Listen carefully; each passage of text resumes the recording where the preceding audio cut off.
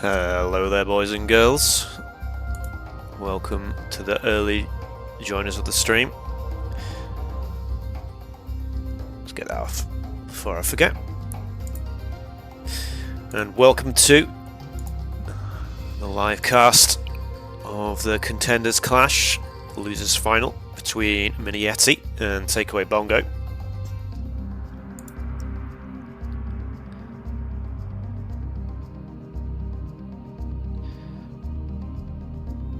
It's going to be a best of 7 series to decide who will advance on to the grand final to face Say My Name. And this game was delayed a little bit, so apologies for that. It was meant to be played earlier in the week. And just so everyone's on the same page, Miniyeti is going to start the series with a 1-game head start, just because of Bongo having a no-show, just as a bit of a slap on the wrist for Bongo there. Hopefully we still see some good games.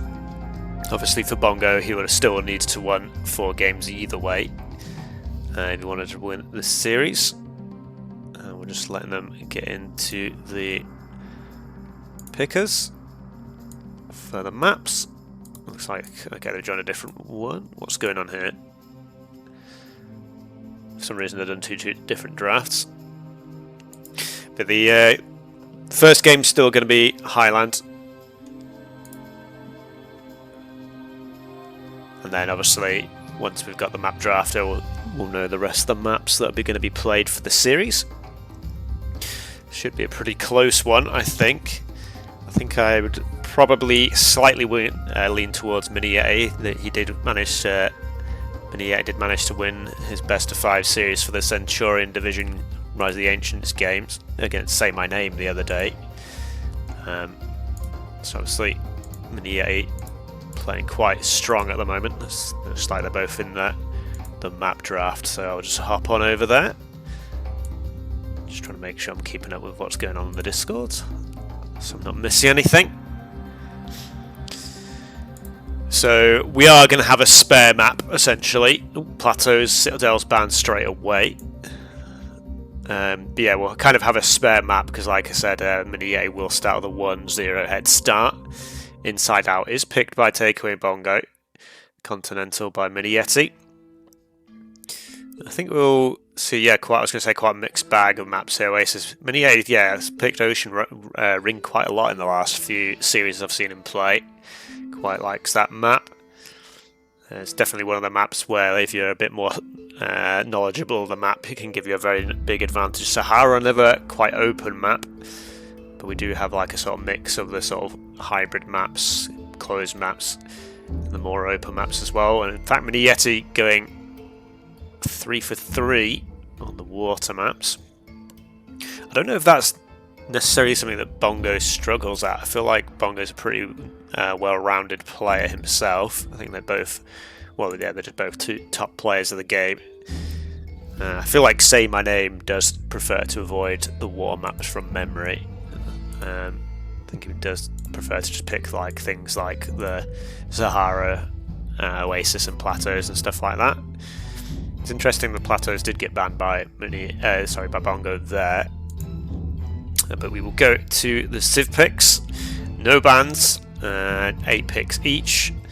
Again, we'll have a couple of spare Civs again just because of the 1-0 head start to Miniyeti. But we'll see what the first picks are. If we get a Shang mirror, it's Latviat mirror, interesting. A lot of the top players are very highly rating the Latviat just because their early game is so strong. Yeah, you go with Palmyrans, and has been picking that quite early in a lot of drafts. This does mean Bongo could just grab the Shang here, and he does do so. And Yamato, obviously another strong Civ. Minions are available as well, so I imagine Miniyeti will probably grab in this rotation. And potentially maybe even the Egyptians as well for Inside Out, but you might want to concentrate more on the water Civs. He does go Persians, which can be pretty good on quite a lot of these maps here actually. Phoenicians is still available as one of the good water map Civs. And I think it's sort of like a little bit of a tear down from Yamato and Minoans on the water, but they're still pretty close. Carthaginians as well. How did I forget about that Civ? very strong on the Continental map in particular, and just a very nice start, pretty good on quite a few maps. Like I said, Phoenician's still available, Chosen getting picked up though. It's like Mace, and I know Miniyeti was saying that sometimes he doesn't like to pick Phoenicians just because he doesn't feel like they have sort of like a power unit that they can use in the Bronze Age. But Phoenicians is picked up by Bongo. I just like the eco edge. I like to have a nice strong economy on the water maps going. So yep, Egyptians does get picked up now, and getting sort of towards the end of the draft. Hittite has been picked by Miniyeti. I'm not sure if that is for Inside Out or not, but Romans yet being picked up, and Babylonians is the last pick as well. Babylonians have been picked a few times on things like Inside Out, just go for all-in slinger rushes. They're fairly decent civ at doing that strategy. Just the Assyrians, Greeks and Sumerians left. I think maybe... Okay, Assyrians, fair enough. Excuse me, sorry, I just had to sneeze there. I think that's basically just a preference thing at the end of the day. Greeks only really tends to get picked on citadels. There's not really too much of a... don't really see it that much on other maps. But yeah, that's the draft, all in all. So it'll just be the players setting up the lobbies, hopefully nice and quickly. Just, yeah, checking each other's ping, choosing the server to play on.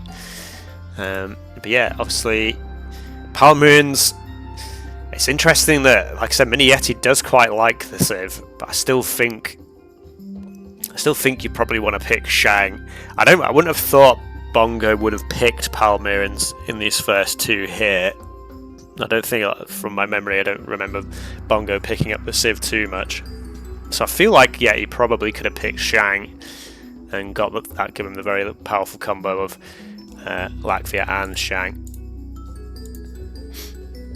And then potentially still have got the Palmyrans later. TakeawayBongo with Shang Yamato, and just, yeah, Yamato. I feel like they're sort of, Yamato is just the best of the rest civs after the Latvia and Shang, and they're just really good on almost every map, really. Excel quite a lot on the water maps as well as the sort of more open maps as well. It's only really the more closed maps where the Yamato can struggle a little bit, just because they don't have the best unit options in the Bronze Age. But that said, if they can get to the Iron Age, the cheaper heavy horse archers can still be a pretty useful unit there. But obviously, a lot of civs thrive in the Bronze Age, like the Egyptians and stuff like that. They tend to be the go-to civs on the Citadels map, or sometimes the Inside Out map. But yeah, I'm not sure exactly where Palmyrans will be being saved for. I feel like Persians... I was going to say maybe for Ocean Ring Persians, but actually Persians may be safe for either Sahara or Oasis, maybe Oasis in particular. The extra hunt bonus of the Persians can make them very powerful in the early game there. Though Persians are always a little bit of a riskier pick on those maps, just because if you don't get damage done straight away, you kind of run out of bonuses by the time you get to the Bronze Age, and you can be left struggling against some of the civs that have like either a stronger eco or just stronger military bonuses in the Bronze Age, where the Persians don't really have any bonuses on the land there other than the faster working stable. I do like the Persians quite a lot on Ocean Ring, just because you do grab those elephants straight away at the start, and then you can take advantage of the faster firing scout ship line. It can give you a little bit of an edge, just getting yourself onto the water a little bit ahead of some of the maybe things like Yamato that sometimes have a little bit of a slower Stone Age, for example. But yeah, normally Minoans is your go-to still on Ocean Ring, I would think, so maybe that is the civ that's going to be saved for that map. And yeah, the guys are just deciding the server still, but we will be into the game nice and quickly, I'm sure. Like I said, the draft is a little bit skewed because we will, even if we go, yeah, we can only go a maximum of 6 games, just because, like I said, Yeti is going to start with a free game, just because Bongo didn't show up to the original scheduled match time.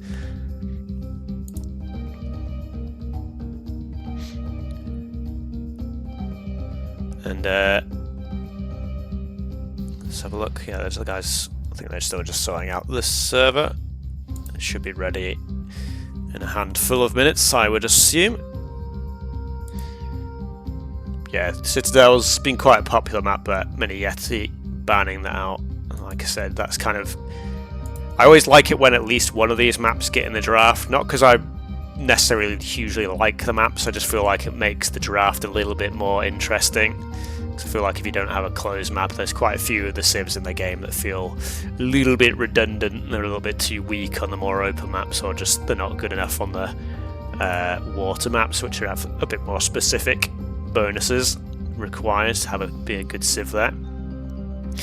I think I'm going to say I very slightly favour Bongo's civs, just because I'm never really sure about the Palmyrans. Sometimes I've seen players like Miniyeti pull off some pretty nice games with the Palmyrans, but it always feels a little bit of a sort of a riskier pick, in my opinion.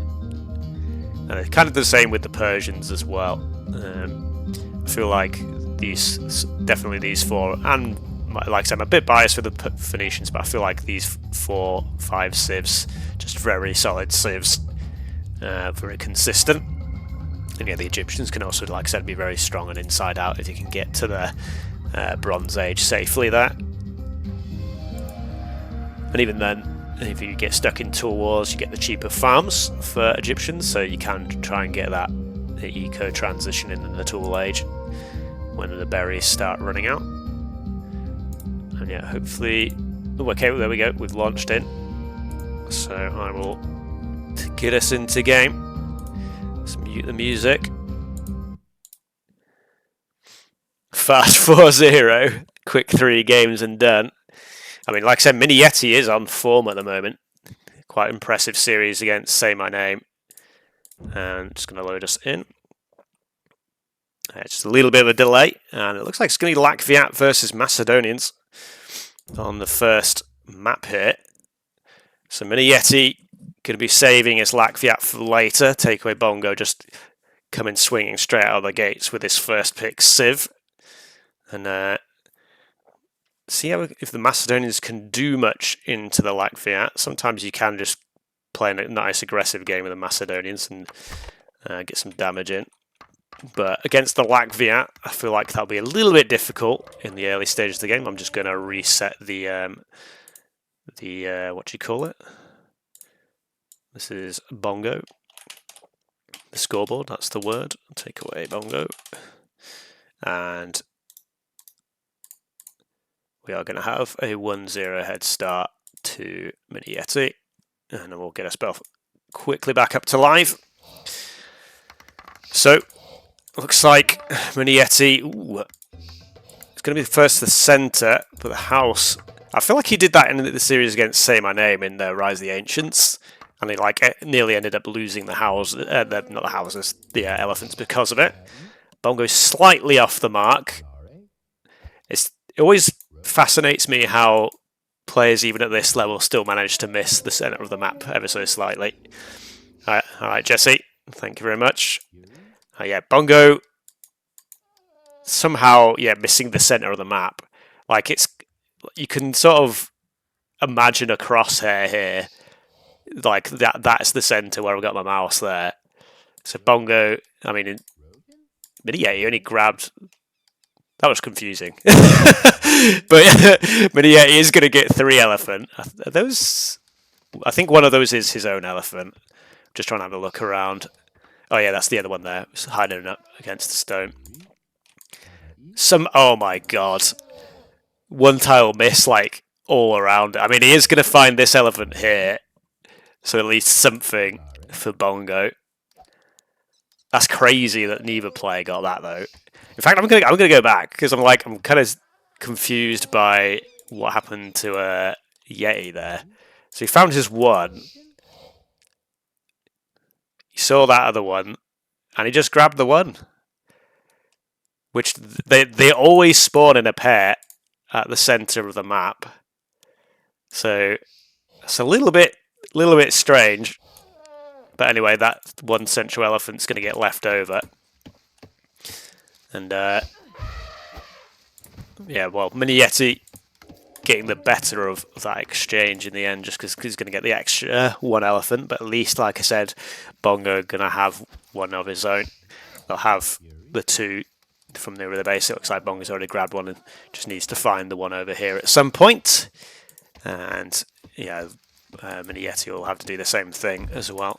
Got that elephant at the back there. It's not quite found yet, but yeah, with that Macedonian extra line of sight, should be pretty straightforward finding that one. Although it looks like he's gonna. There we go.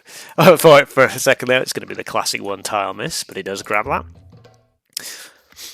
And like I said, we would expect the Latviat to have the early game advantage for sure in this matchup. The faster berry gathering plus just the faster creating military units. Just lets you play extremely aggressive with the civilization.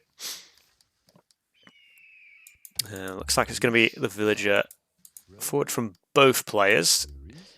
Bongo's kind of going a little bit to one side, and the artifact is doing a bit of exploration, so that probably will find Yeti's base.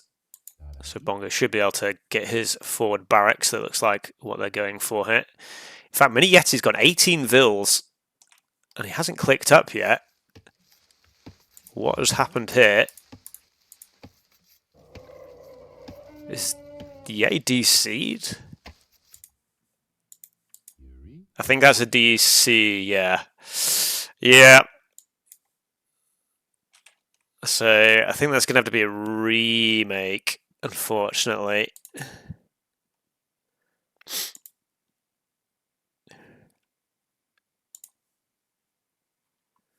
So that wasn't the start we wanted.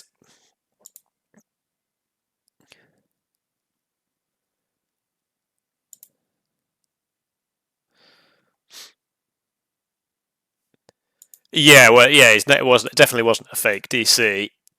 Like, he was in a pretty good position. He was sending the villager forward.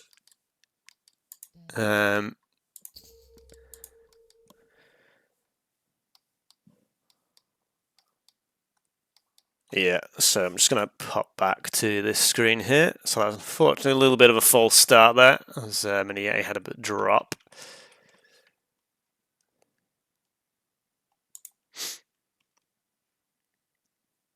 Well, yeah. Miniyeti saying to rehost. I think technically you're supposed to try and what do you do the game?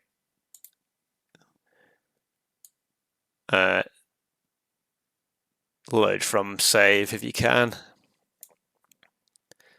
Restore, yeah. Yeah, that's the thing. Yeah, okay.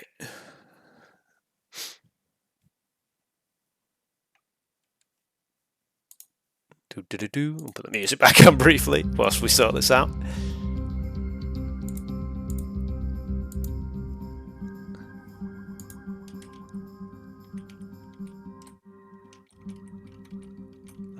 I guess I'll just type in the Discord.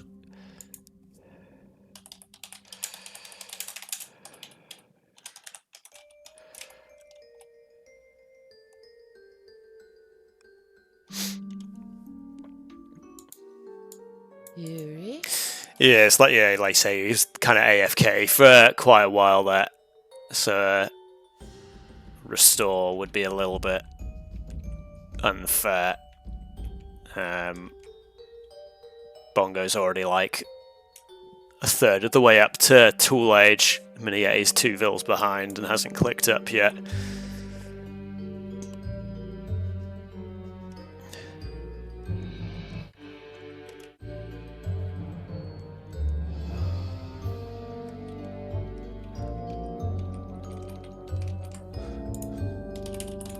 I meant replay, I didn't mean rehearsed.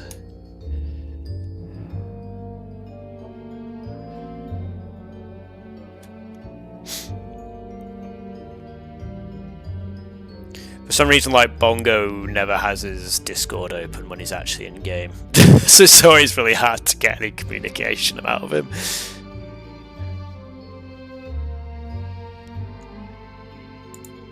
So I'm not sure why, but on the Discord, it like never puts me in the like currently streaming role. I guess I could literally just give it to myself. Can I do that? I don't think I can, actually.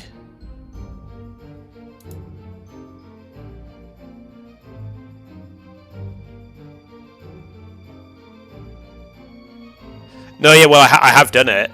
I have done I've clicked it. But for some reason it just doesn't work for me.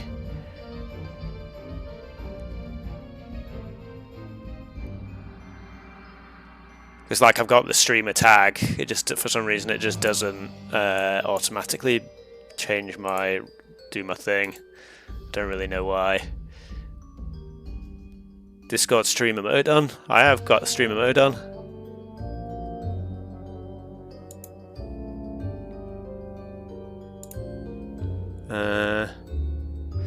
Is there something else I need to enable?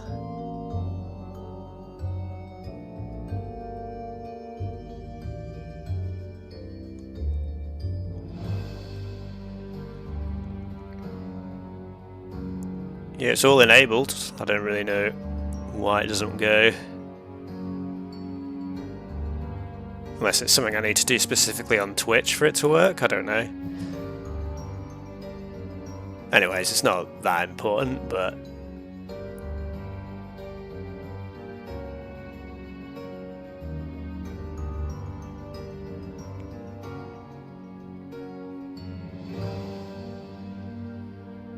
it's interesting. Yeah, because it's like not a role I can just give myself either. But anyway. Yeah. Okay, so we're just going to restart the game.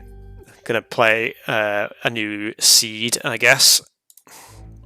Just because Miniyeti was basically like DC'd for about a minute before the game paused.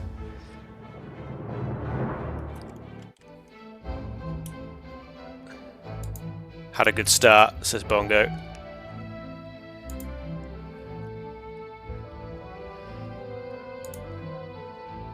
I mean, he only got one elephant from the middle.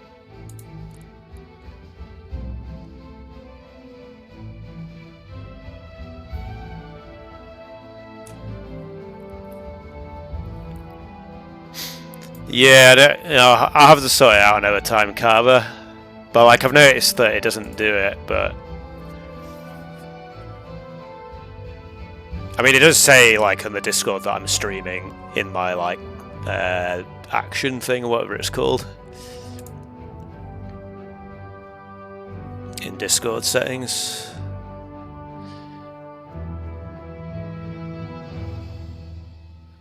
Yeah, I'm just gonna make... yeah, they're not quite relaunched the lobby yet, so...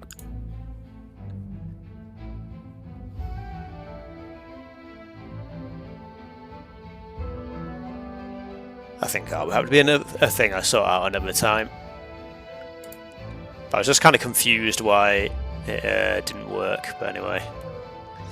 Looks like we are back in the game, so I'll get us straight in. I think we'll have a little bit of a streamer delay, or spectator delay I should say.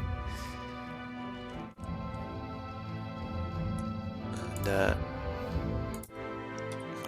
obviously we're going to have same civs, same map, but it'll be a slightly different spawn of the map. See if one of the players can actually grab those central elephants this time. I guess I'll mute the music whilst I'm just waiting for the countdown to finish. Looks like a little bit of a false start, so sorry about that. Hopefully Miniyeti doesn't have any further internet issues.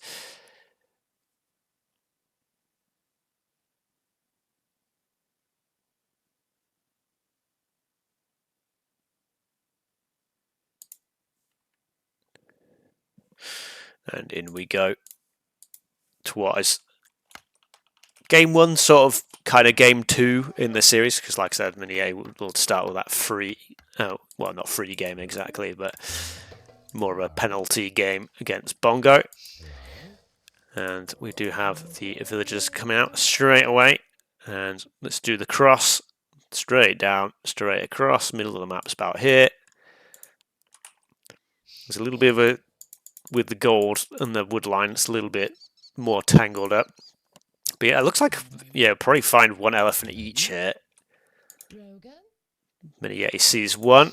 Bongo sees one. Ooh, Miniyeti. Okay, Bongo doesn't hang around. Miniyeti does build his house. The other two elephants in the center are both on Miniyeti's side. Arguably, this is actually a little bit of a better start for for Bongo, just because he got that elephant and he's going to bring it back pretty much straight away. You might find that elephant on the way back, which will be nice as well. And in fact, yeah, Miniyeti is probably only going to find one elephant from the middle this time. So actually, a slightly worse start for Yeti, just because he's not going to get two of those central elephants like he did last game.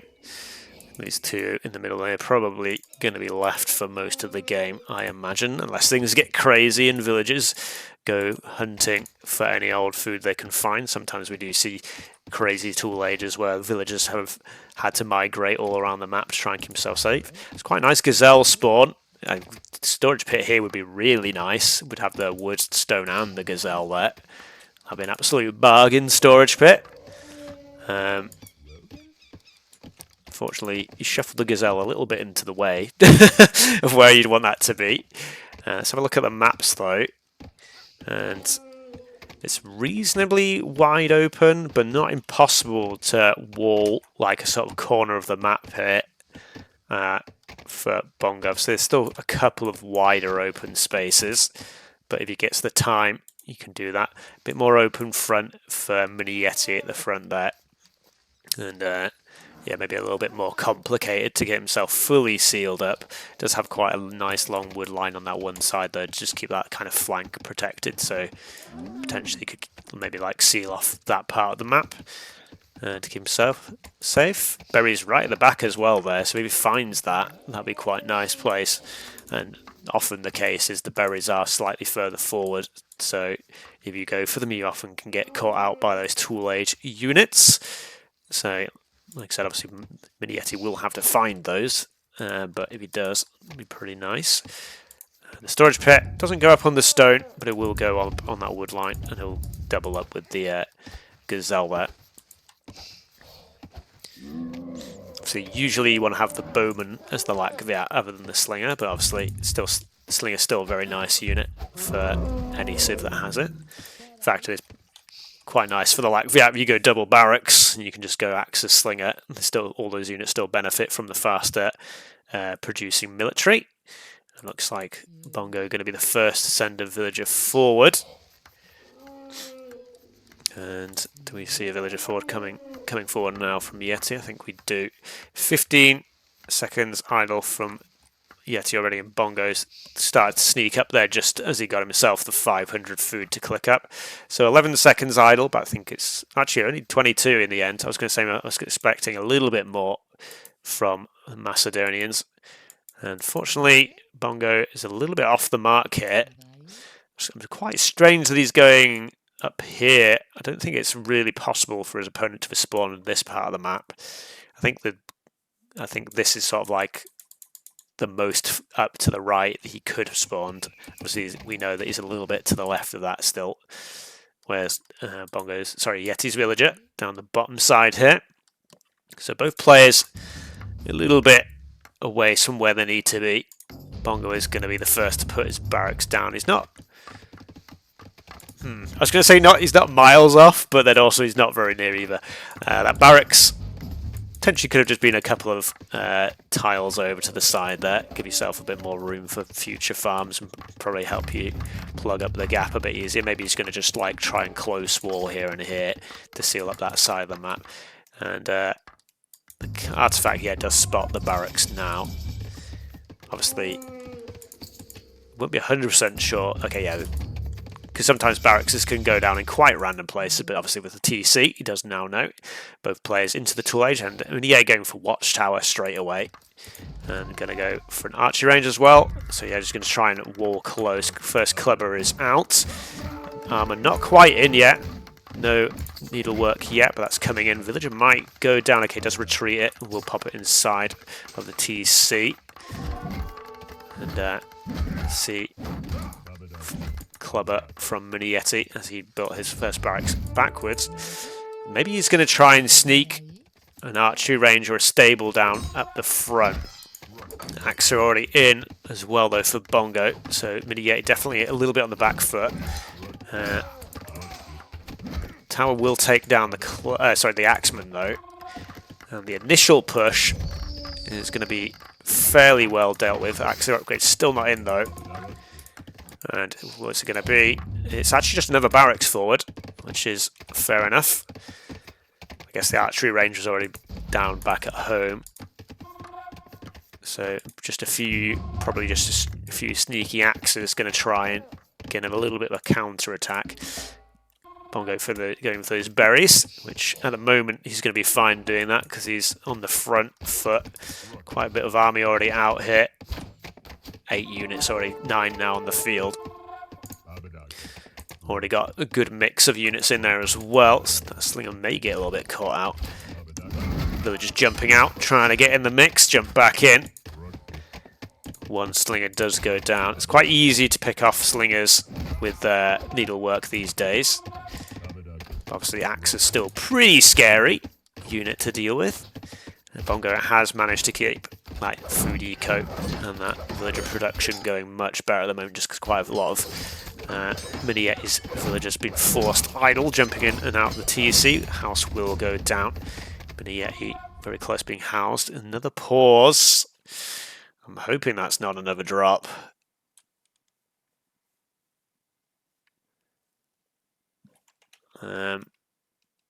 Okay, so just Miniyeti said sec.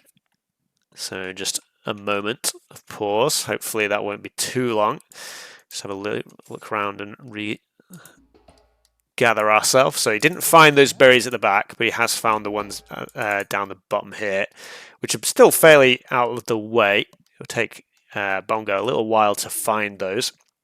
Hopefully means that Yeti can get that food production coming in nice and smoothly again, and maybe get villager production coming back in. Okay, there we go.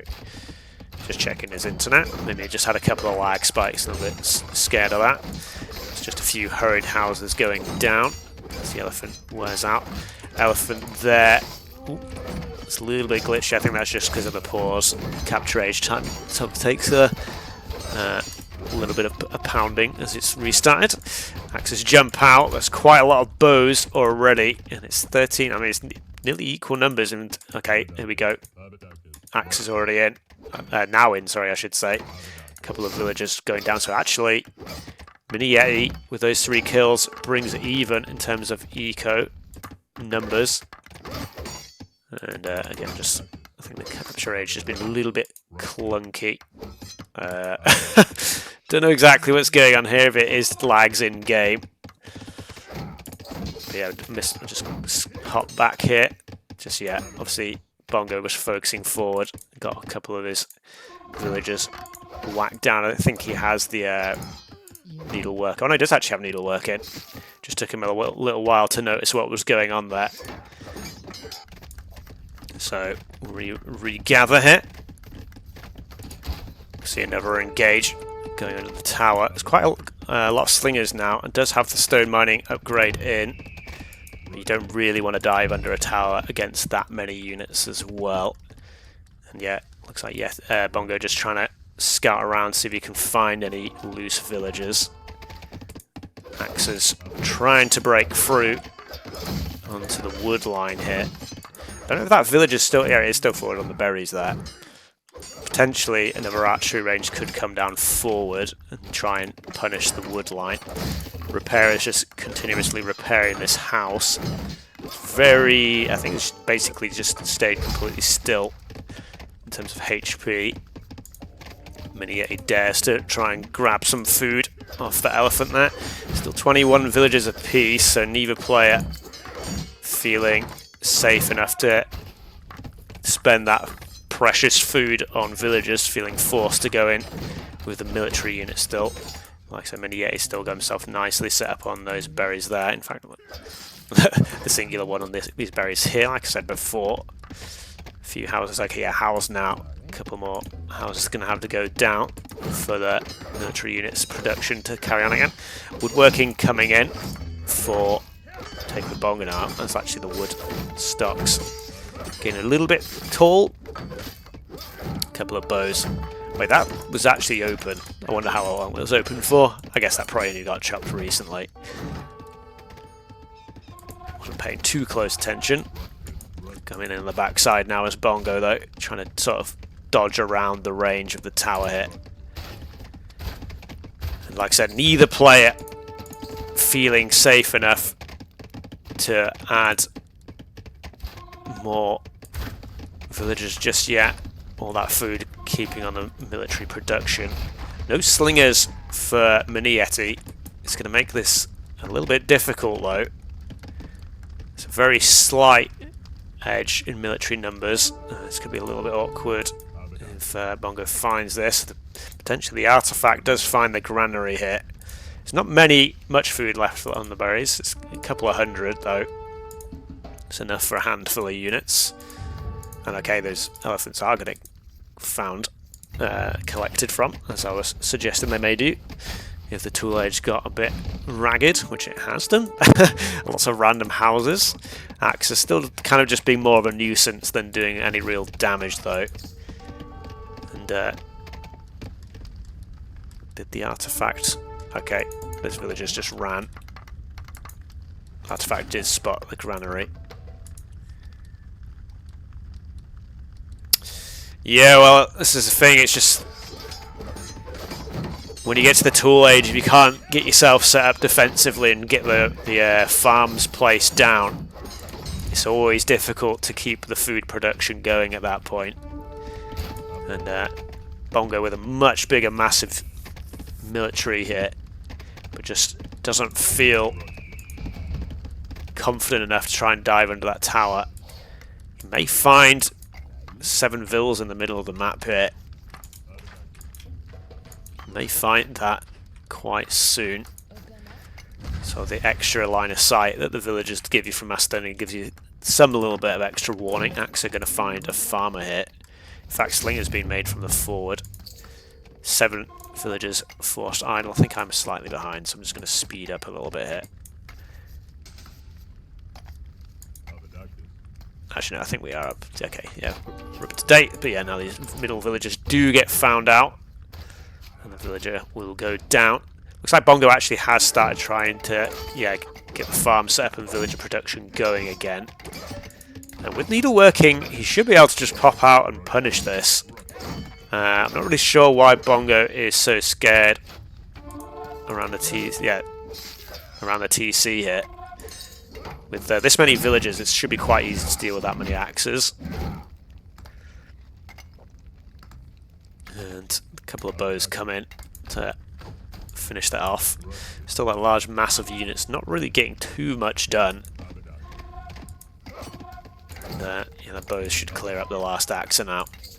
So TC down to less than a quarter HP. But yeah, Miniyeti 7 vills behind now. Yeah, well, you can never know exactly how many houses your opponent has. Like, Miniyeti getting close to getting capped himself now though. So he's going to have to keep building those houses up.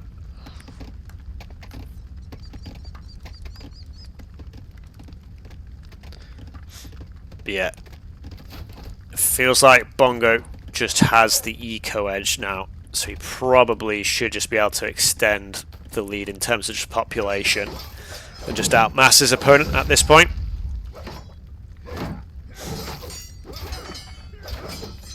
Yeah, I don't think he ever spotted that. Like I say, it's quite unusual for them to be like right at the back there, so it's not that likely you'd ever search that part of the map. Going to see a big engage here though. I think Bongo, actually I was going to say have more units, but like actually yeah. See the HP being traded off. I think it's just the slingers chanking shots there. Pretty even fight in the end. Quite a big bloodbath. But Miniyeti just left with his bows. Most of the slingers did go down though. Yeah, it feels like he has to pull back. HP advantage, yeah, still somewhat in favour. Yeah, a couple more bows left as well. But Pretty even fight. All said and done. Slight KD advantage for Bongo at this point.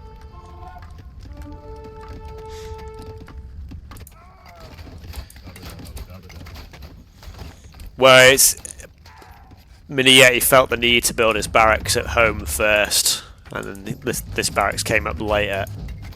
And like, he did manage to kill that handful of villagers. It looks like he managed to pick another one off there actually, unless that was a bowman. Oh, a whole bunch of villagers getting caught off on the wood line now though, and yeah, it's nearly 20 vills behind at this point. I think this is pretty much the GG at this point. Just Yeti never really able to set up his food eco, which is also important in the tool age. As you can see now, Bongo's got himself set up nicely with the farms. It's one of the most difficult things about the tool age transition, is when you start running out of the berries and the elephants and the hunt. You have to have the resources spare to set up those farms. It's quite a big investment, and if you're behind a military, you just can't really get it done really. And I mean, yeah, he's going to be able to kill a couple of vills here, but you can see he's basically half population of his opponent in both terms of military and economy. Bongo's got plenty of stones, so he could just put down a couple of defensive towers just to keep himself covered. He's just going for a walk here now. We have 410 stone in bank. That's enough for 3 towers that you could put down. A little bit of a game pause there. I don't know if Yeti's just still having internet issues. Yes. The game will continue. A bit of a weird, unfortunate time to pause. It's going to lose quite a lot of his units there, even though it had a quite large number of them. But I think a bunch of them are already damaged. Yeah, it's just Capture Agent doesn't like the pauses, unfortunately. But we will get back up to speed. But yeah, it's just too much of a mountain to climb now at this point. Score over 1,000 ahead. Yeah, he's still playing this out. I mean, Bongo can definitely just dive under the tower. There's not even any villagers really left but underneath it at this point. A few villagers hiding out at the back. He's even going for the crocodile there. 100 food on a crocodile. That's how desperate it is.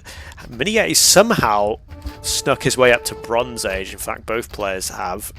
I've no idea how he managed to do that. I guess he just completely stopped military production. I was just kind of been looking at the action. I didn't really pay attention to the resources. But this is a very feeble Bronze Age. He's going to get to Bronze Age with basically like no resources. He's only got 3 bows left. His opponent's got 37 units total. A couple more houses get picked off. These farmers here going to be forced to run. He doesn't have the stone to wall up behind himself. And yeah, this is looking pretty rough. I guess maybe he was thinking like if he could squeak himself to Bronze Age and maybe get just a couple of cavalry units or something, then he can start messing with his opponent. But yeah, Bongo probably just can, well, do pretty much whatever he wants at this point. I was going to say maybe just go for some chariot archers. Looks like, oh no, he's switching on to gold now, so maybe it is just cavalry that he's going to go for. There we go. That was the storage pit there that I did see going up. Should have been wise to that. And somehow Miniyeti's going to get up pretty much exactly the same time, just very slightly faster. But he's got like nothing. But the Bronze Agent called GG. But that's 1-1. But yeah, it was just, I think it was just the Fordville. I don't know, it was just that case of he just didn't feel like he was, he hadn't found his opponent. Felt forced for the barracks back at home. And just the clubbers being in a little bit faster than Miniyeti could really hold. Like I said, the initial defense was okay. The problem was he lost access to these like elephants. Maybe if he just kited these elephants back here and just collected the elephants under the tower, maybe that would have been a bit better. But yeah, just got denied from that food for too long. counter-attack did come in, and there was a few villagers killed, and that did even the villager score off again. But Bongo, just slight edge in the eco, was just able to outmass his opponent. And then I think there was that point, I think maybe it was about here, or maybe further on. Manages to get over the top of the wood line, there we go. And this, I mean, at this point Bongo's already 10 villagers ahead, but this is like the definite point of no return here. And yeah, like I said, if you just can't get yourself set up nicely in the tool age, sometimes you do just get trapped there. You just never can get enough food to actually advance onto the next stage. Although somehow Miniyeti did, but he just had nothing left when he got there. But yeah, Bongo get himself on the scoreboard. So let us go back to the draft so I can check off the saves. That was Bongo on the Lakviat, and that was the Macedonians for Miniyeti. So Miniyeti does still have the Lakviat left himself, so it's not all doom and gloom just yet. Next map is going to be... they've not picked the map yet. Or they've not specifically picked the map. I think Yeti does the thing where like you do random map and you just deselect every other map instead of just picking the actual map he wants. Okay, so they have launched the game. And I still can't see what the map is. The civs are Phoenicians and Palmyrans, which makes me think... Is it Ocean Ring? I don't know. we'll have to actually like join the game and see what they've gone for. It just says random map for the map type, so I can't actually see. Which, like I said, I think he basically just hasn't specifically picked it. Wait, it literally says random map in here as well. I mean,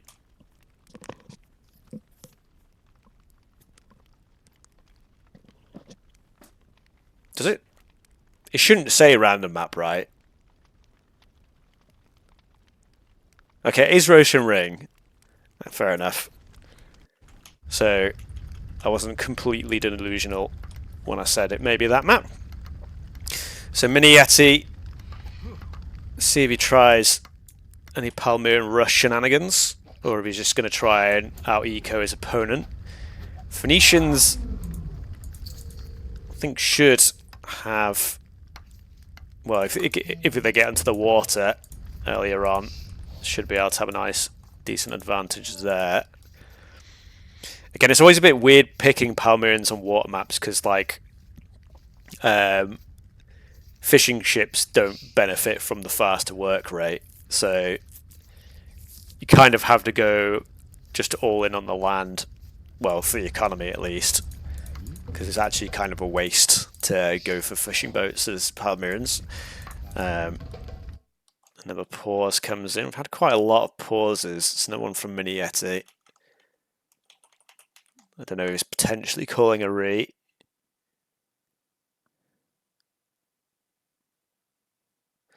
Okay, seems like he's still having some internet issues.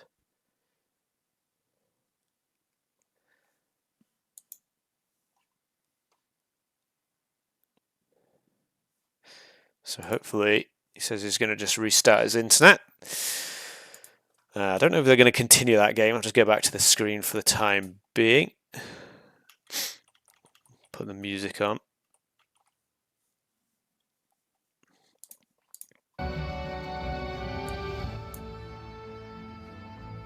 Actually, I can stay there looking at the map. We can have a look at the map itself. I just kind of like half felt... Oh, have we started going again? I kind of wasn't expecting that. Oh no, the game has paused again. Keeping me on my toes. Anyway, let's just have a look at the map. I guess that's the only thing we can do for the time being. A little bit of a weird crossing here. It's kind of like bulging out for Miniyeti on this side. It's got a sort of like awkward little pool in there. So it'd be quite hard to close it off. It'd be the easiest thing to do will actually be to close it off this side, which is actually fairly narrow.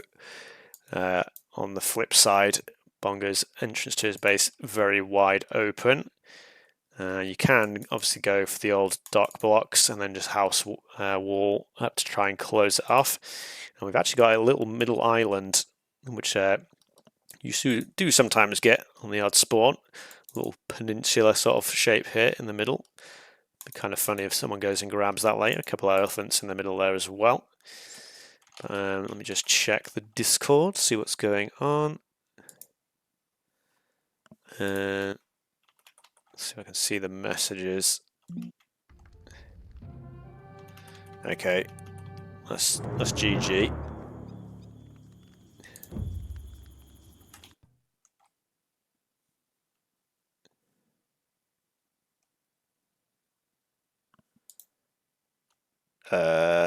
Don't really know what happened there.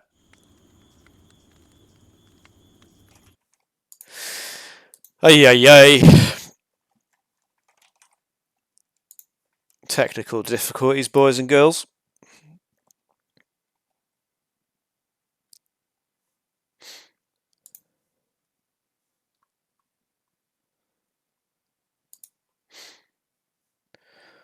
This is kind of the one plus side of casting from the replays, is you don't have to go through all these pauses and issues and stuff. You can just play the games out. Obviously, it is nice to play them live, just so we can see the games as they're happening. But unfortunately, Miniyeti having a few issues with his game.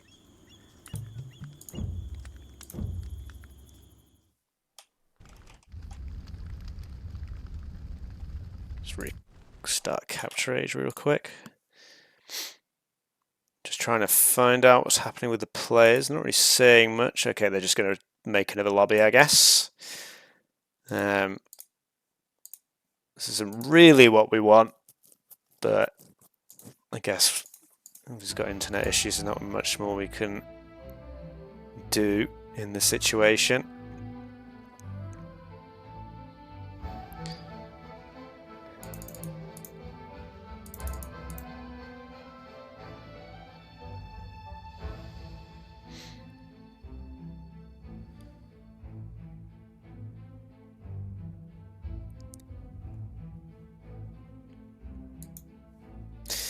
But yep, just for anyone just joining us, the series is currently 1-1.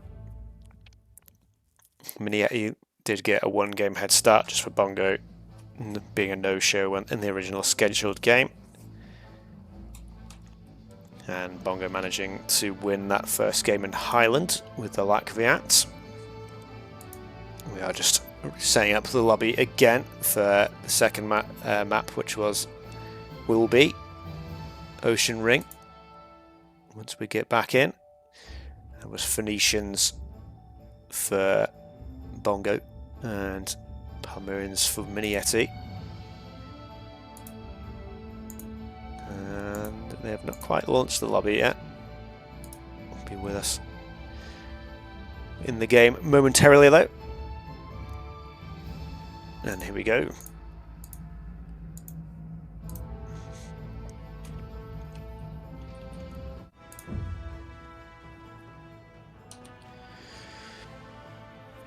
So like I said, Palmyrians I feel like are a little bit of an odd choice on the water maps, just because like I said, they don't really have any bonuses that actually apply on the water.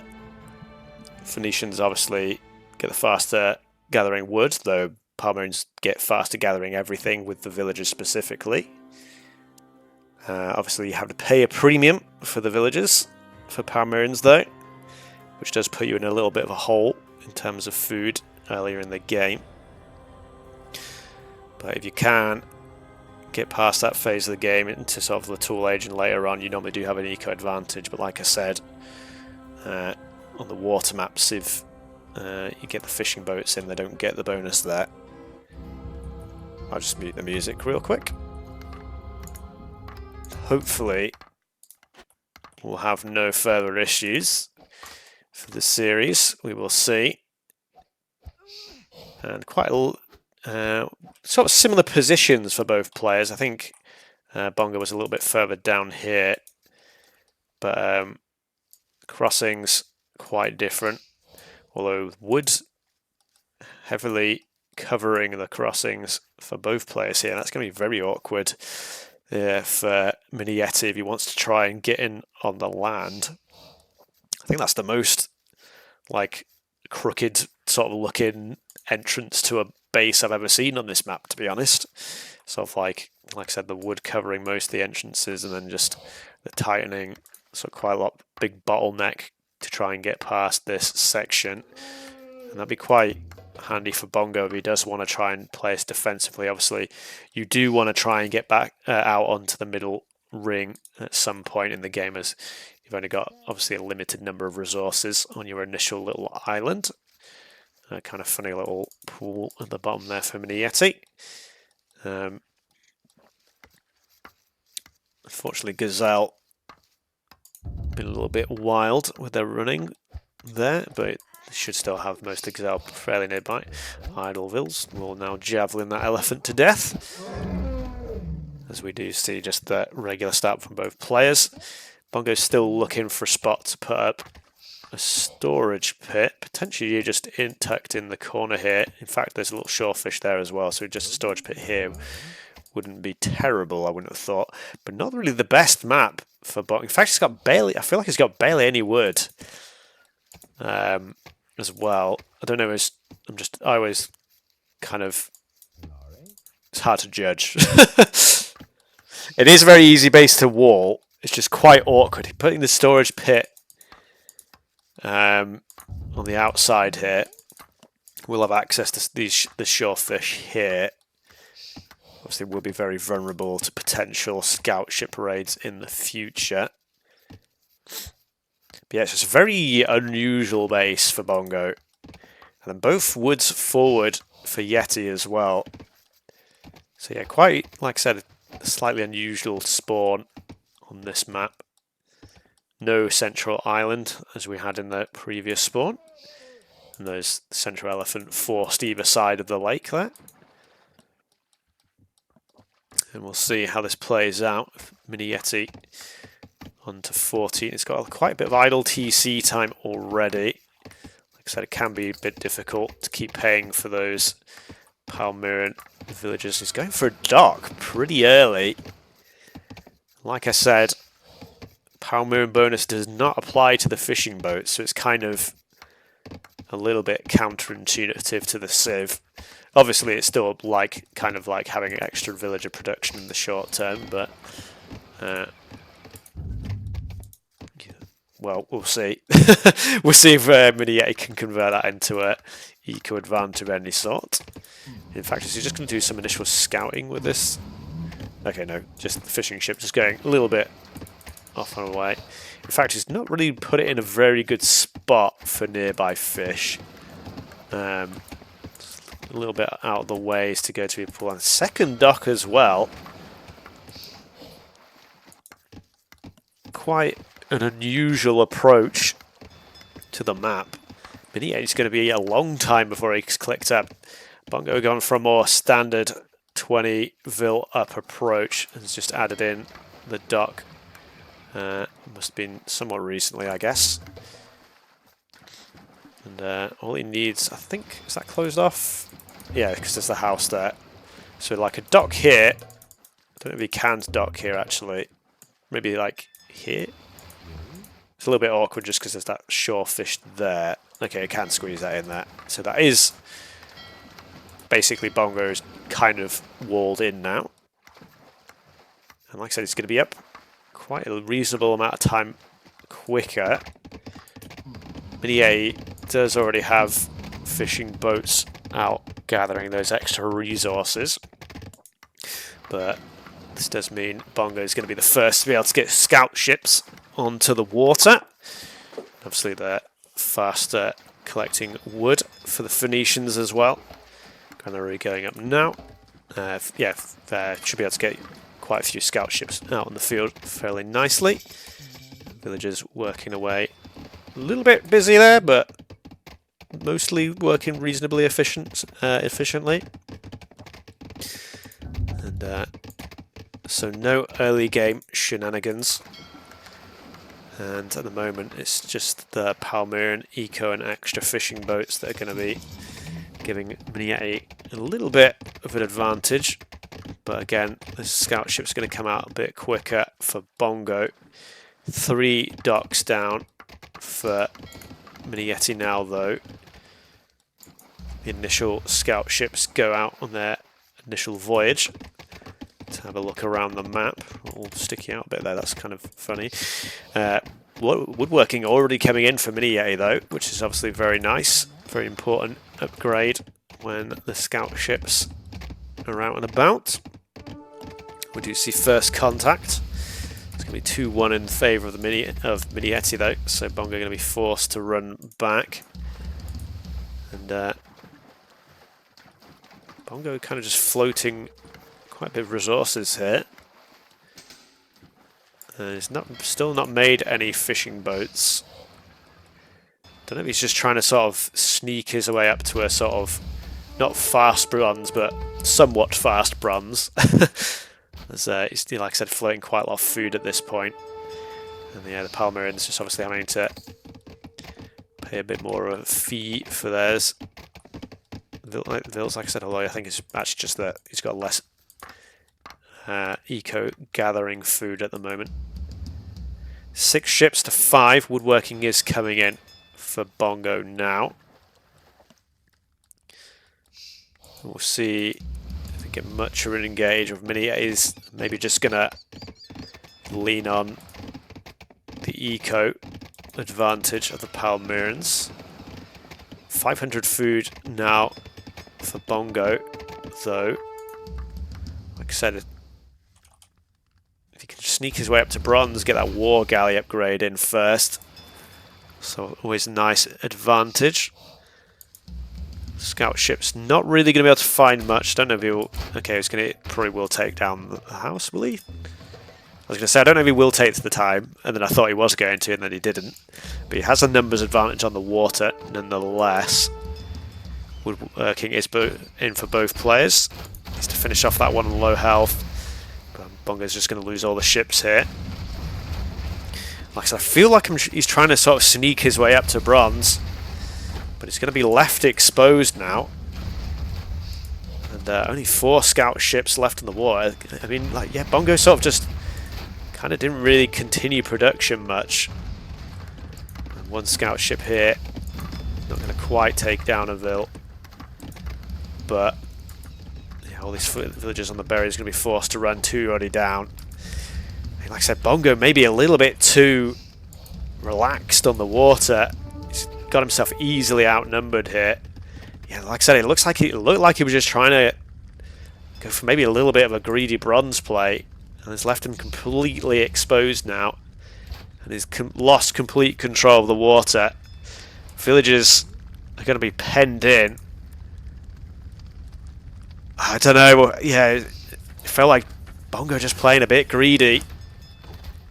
You can see, like, Miniyeti was basically producing from 2 or 3 docks ever since he hit the tool age. Bongo made about 7 or 8 ships and then kind of just stopped production, really. And yeah, Miniyeti should be able to take this fight if he notices and brings in the reinforcements. I don't know exactly where he's focusing. I guess I'm just around here at the moment. But this feels already pretty close to done. Just like I said, once you lose control of the water of this map and you get sort of trapped inside your base, yeah, GG's is called.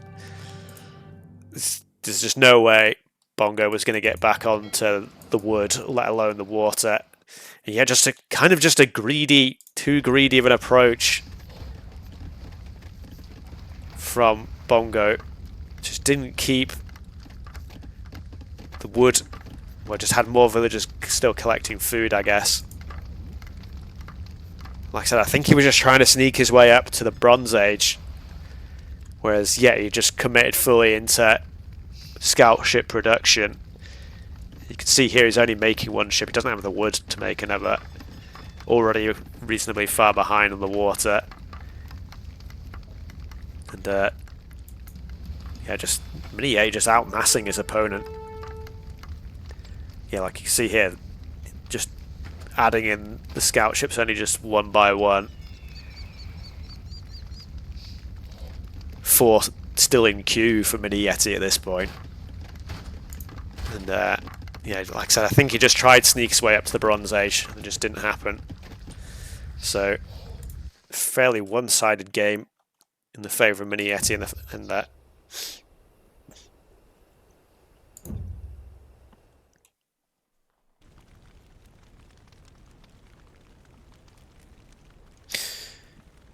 And let's see. Unfortunately, for some reason Miniyeti's got the lobby set so like I can't see what map they're hovering, which is a little bit annoying. Because then I can't like speculate on the civs. But we did see Ocean Ring that, and that was the Palmyrans winning out against the Phoenicians. So that means Miniyeti is going to have Persians for probably, I suspect it's going to be Oasis for Persians. I don't exactly know what he's going to play for Sahara though. Maybe that's where they'll... Maybe they'll lack Fiat for Sahara? You do get like a couple of extra patches of berries that you can grab. Like Fiat can be pretty strong there. And yeah, I'm not sure. I'm not really sure.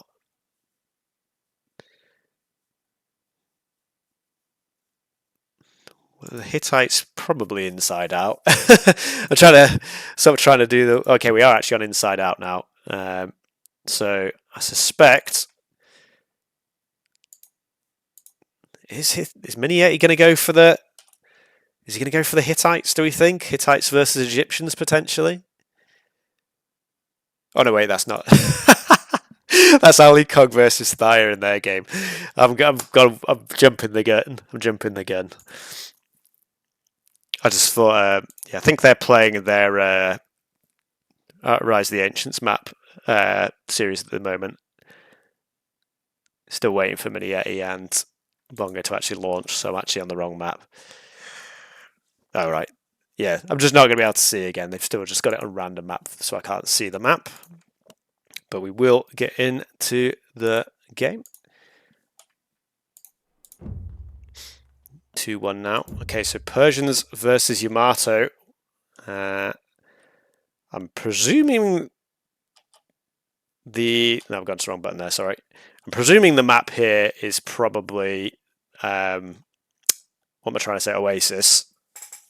It could be Sahara, but I'm thinking it's probably Oasis. Like I said, unfortunately, Miniyeti's just done it away for some reason. He's just selected a random map and then just like deselected all the other maps instead of just selecting a single map like a regular person. But who am I to judge? So yeah, unfortunately, we won't quite know what the map is. Oasis though, so not too much of a surprise. But we were left slightly speculating. This does mean the Yamato will not be available for Sahara. I'm not sure exactly what Civ Bongo is going to want to use for that map. Potentially he could just use Karth there. He does still have Shang as well, actually. I forgot that he had that as part of the equation. But yep, I think we saw this Civ matchup. I can't remember who the players were, but on Oasis before. And this can be quite difficult for the Persians, as you basically have to get in that damage early. You have to get faster tool age time, use that hunt bonus to get up quicker. Otherwise, just the cheap combination of cheaper archer ranges and stables plus the cheaper scouts for the Yamato they just overtake the Persians, sort of like mid to late tool age, in terms of just the power of the civs. And if you get to the Bronze Age, obviously the Yamato are just the stronger of the two civs with their cheaper cavalry there, as well as the cheaper to tech into composite bowmen if they want to go for that unit. The cheaper tech bonus for the Yamatos does apply to the composite bowmen, so they do get those cheaper. Not the unit itself, just the upgrades to research them. But But yeah, so this is going to be quite important for Miniyeti. Yeah, to get those zebra in and hopefully find some. What was that? Couple of tile miss on the elephant. But yeah, find some extra elephants and get that eco bonus going nice and well early on. Like I said, hopefully click the tool age quicker than the Yamato does. Obviously, the Yamato don't have any early game eco bonuses on land maps. Zebra is being a little bit pesky, as they tend to do. But Bongo mostly getting the job done there. And yeah, Miniyeti still just pushing the zebra. He's not started looking for extra elephants just yet, by the looks of it. No, yeah, he's just going to get all those zebra in. And then he's going to start having a look around. A little bit of idle TC time for both players. More or less the same. So not too much of a difference there just yet. Probably see, I imagine we'll see a little bit of increased idle TC time from Bongo as he waits for the 500 food to age up. And should theoretically have a little bit less idle TC time for Yeti. Unfortunately, he didn't find that elephant there. There aren't any elephants on this backside. He might find this elephant here as he's okay, sending multiple villagers looking for the elephants now that he does find that one. Fortunately, there's none in the immediate vicinity. He's just got like the two sort of either side long ways. Actually, that was just searching for a good wood line. Yeah, in fact, yeah, he's got like no nearby wood lines. Very bad map for wood lines. And let's have a look. See, 19 Vils. Is he going to go? Yeah, Miniyeti's woodline very far away. So it's 19 pop up. Clicking now. 24 seconds idle TC time. 20 Vil up. And nearly just one shot. There we go. So that's going to be not a huge advantage for Miniyeti. That's 27 seconds. The villager is coming forward. Doesn't have wood for a barracks just yet. But yeah, he's only got the 27 seconds faster tool time to work with. And obviously it's one villager shy as well, which does obviously save 50 food in the short term. But means you're going to be gathering less resources in the long run. And still doesn't quite have the resources yet. He's going to spot the granary now. Barracks is going to go up at home for Bongo. So he's not going for any forward plays. Looks like he was just looking for elephants. And Barracks still not down, unless it's gone up at home. It has gone up at home. Okay, fair enough. I guess that's, yeah. I was surprised it didn't come up as quickly. But yeah, it's just going to be stable forward. That makes sense. Tool working coming in. Is the villager going to spot this? Oh, I thought he was going to miss, but he does spot it now. And this is going to delay the stable. Oh, and that was... Can he quick wall the Vil in? He's researching a wall now. If he can quick wall the Vil, maybe pop around the corner. Pop it. There we go. Stable is going to go up, but that's the faster tool time completely negated. Scout's going to come out, in fact, faster for Bongo. Stable is at home, but that unit obviously fairly speedy. In fact, archery range and stable already down. That's the power of the cheaper military buildings for the Yamato. Already got himself set up, and I feel like that Persian advantage is kind of already slipped away. Archery range being built at home. I feel like he probably needs to get a few defensive axes more than anything, as he's going to have to get ready for his opponent's scouts to be coming into his base fairly soon. Just tool working in for both players now. No armor. I think that was basically at the same time. There we go, yeah. I think Bowman made that in the favour of Bongo. But yeah, like I said, As the Persians, you do have to get that damage in early. And they did see a villager killed actually either way. I guess that was the forward Vil, and then maybe a chasing Vil that got caught out. But yeah, the Persians, I don't think he has any more. Okay, yeah, like the elephant there just ran out. Market going up now. But 7. I mean, he has managed to get a few scouts out on the field. Although I don't actually see where they are. They also, okay, they are just all in the stable. They pop out now. So it's still Miniyeti on the aggressive. In fact, he does have 2 extra villagers. He's managed to keep villager production going a little bit more than Bongo has by the looks of it. Though Bongo has far more villagers on food. He's found a little pocket of berries, and so we're at the back here. Scouts are going to flank round. They don't have the armor in still. Needlework is in as well. So the villagers should be able to fight back reasonably well here. And in fact, that's what Bongo is trying to do. Obviously, it's always a little bit difficult when the villagers don't have an attack stance of any type. So have to keep them right-clicking. Maybe he wants to try and peel the lower villas away. Might be clever to send those maybe to the wood line or something just to keep them out of harm's way. Villagers being added back in now by Bongo, just the one actually for the time being. And we do see a bit of a raid on the other side. The bowmen are there ready.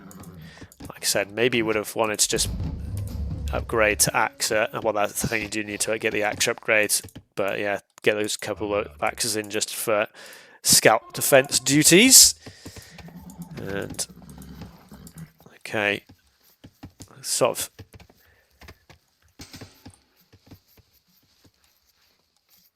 Well, if you get a good massive ranged units, they can beat anything, right? But yeah, one villager does get picked off there, so that's definitely worth a scout. 1 vil for 1 scout any day of the week.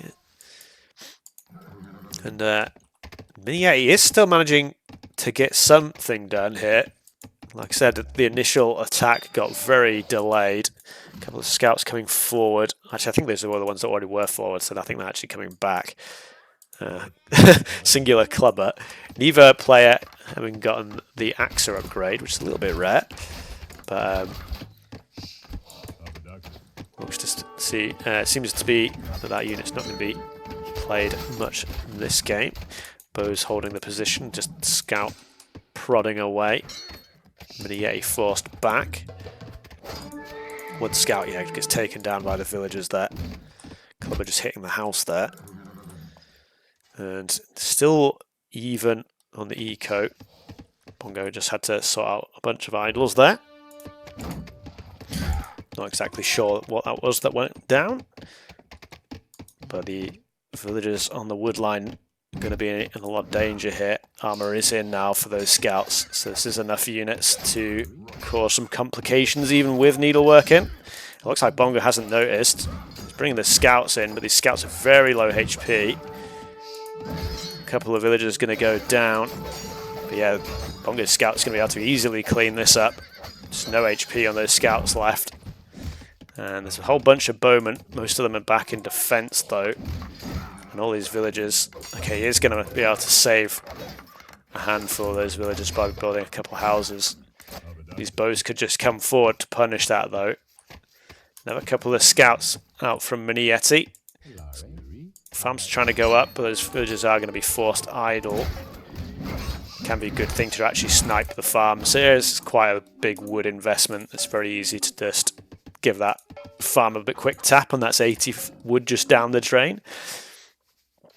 And it looks like actually those scouts actually broke through that house there. So all these villagers are going to go down.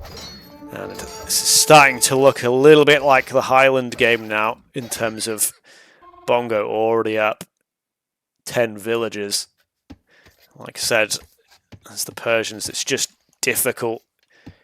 If you ever get behind as the Persians, it's just difficult to catch up back into the game. Yeah, he did a decent job of harassing his opponent given what happened.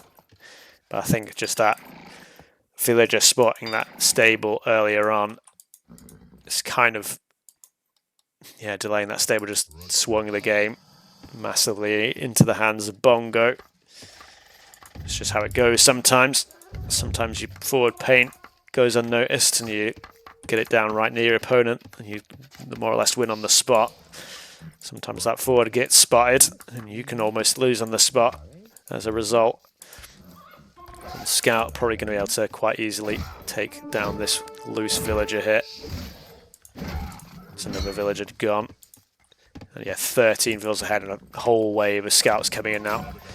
Yeah, he does have a decent force, but Bongo can just keep running with these scouts, just poking here and there. He's going to catch another villager there and then he can just run again. And it's the power of the mobility. Miniyeti actually trying to close up the map a bit. I don't think he's going to get any chance, any time to really get that sorted out. I mean, scouts are very good on this map because the map is very open. Scouts are quite map dependent, I feel. But yeah, Oasis is one of the maps where the scouts do shine. Especially like Miniyeti's base here is just like so ridiculously open. But yeah, Bongo nearly able to click up to the Bronze Age now. And I mean, Miniyeti does have the higher military count. It's got a whole lot of bowmen. But all Bongo really has to do is get himself set up on the gold. And a handful of cavalry will make light work of all those bows. In fact, where are most? There's like 8 of them here. Where are the other ones? Oh, they're just chilling down here. Scouts, just trying to get another little cheeky pick on a villager. But yeah, Bongo already a decent way up. Stables going down, and it's just going to be the Yamato cavalry being pumped out as soon as the Bronze Age comes. Potentially Yeti just calls GG as soon as that Bronze Age comes in. He may play out for a little bit longer, but I think the writing is very much on the wall at this point. Like I said, just that stable just getting delayed. And lost a lot of his early game advantage there. And that just allowed Bongo to take control of the game. You can see 10 eco kills to 4 in favour of Bongo. Plenty of resources to get a good wave of cavalry coming out as soon as he hits that Bronze Age. That's one of the big advantages of the cavalry as well, as they don't require any techs like the chariots and bows do, improved bows. So yeah, just instantly 3 cavalry in queue. Wheel coming in, metalworking coming in. And Miniyeti is going to play this out for a little longer, it seems. Maybe he's going to try and just get himself up to bronze himself. But yeah, this tall army looks like it's going to be able to get a good ambush here. And there should probably be a good number of villagers down. As Miniyeti's army out of position, and yeah, the GG's called now. Kind of funny in a way that it was the Tool army that's closed it off in the end, but yeah, Miniyeti's army a little bit mispositioned. And like I said, the waves of cavalry would have come and probably swept up this army fairly easy. Well, maybe not 5. I think maybe 5 would be too few, but maybe like 8 or 9 cavalry could deal with that fairly easily, just because their cavalry units just have so much HP, 150 HP. So 2-2. It's going to be a very even series, it seems. Like I said, the Persians are a very good civ on this map. It's just there's only a very small window where they have an advantage against the Yamato. Yeah, big army by Yeti, but yeah, like you say, not quite enough there. Like I said, a little bit mispositioned at the end there. And obviously, the Tool armies just struggle to match up against the Bronze Age units, generally speaking. So that was Oasis that we saw there. And it was the Persians losing up against the Yamato. And it is now Miniyeti's pick, so presumably it'll be Coastal or Continental. Like I said, unfortunately, I can't see what map they're picking because of the way that Yeti's picking his maps, which is a little bit sad because, like I said, I like to have a little think, speculate what civs we might see. I guess maybe we can assume it's going to be Continental. Miniyeti picking his first map from his civs. He has Minoans, which would be the logical choice there. What would Bongo pick? Probably Carthaginians, I imagine, would be the response from Bongo there. Carthaginians is very nice with those extra resources on that map. You can choose to play for the water or just use your extra starting food to just go aggressive in the early game. And yeah, just the Minoan's just good on any map with water, really, as we are all aware.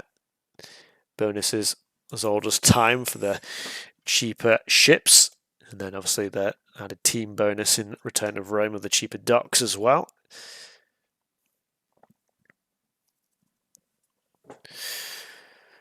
There's actually quite a few lobbies up at the moment, looking at it.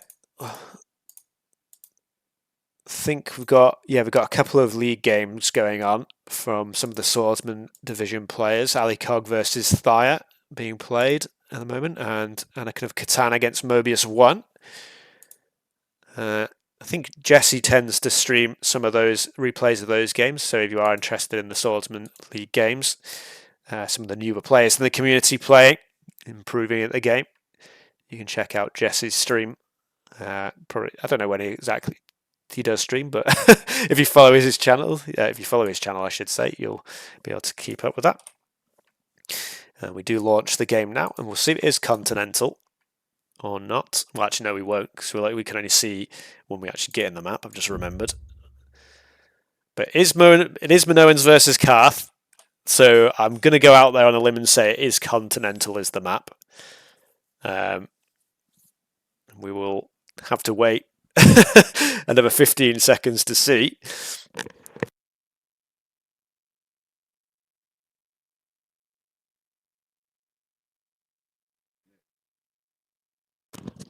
Like I said, it's been a very even series so far as we get ourselves into game 5 of the series.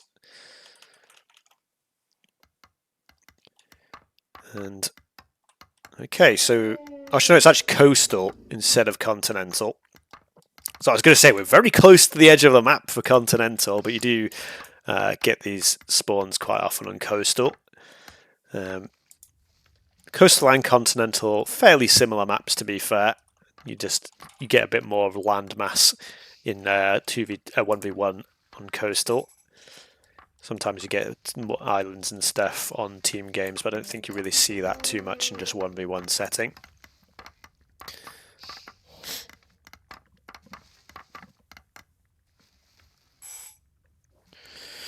I mean, sometimes on Coastal you can get like the land going right up to the edge of the map, so sometimes the like water isn't completely a ring around the map, and that can make it a little bit tricky in some cases.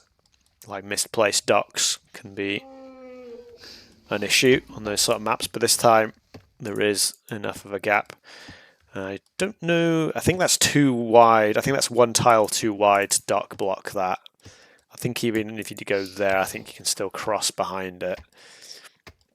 I guess maybe you could like dock and then put like a small wall there. Maybe that would block it off. Not 100% sure. But yeah, I think there's too much of a gap there for dock blocks to shut off that channel. TakeawayBongo finding an elephant. Sort of semi-pushing his gazelle at the same time there. I don't know if that was intended. He's going to find the second elephant as well, actually. Quite nice for him there. And let's have a look-see. Yeah, just gazelle being pushed by Miniyeti. Quite a nice job he's done there of that too.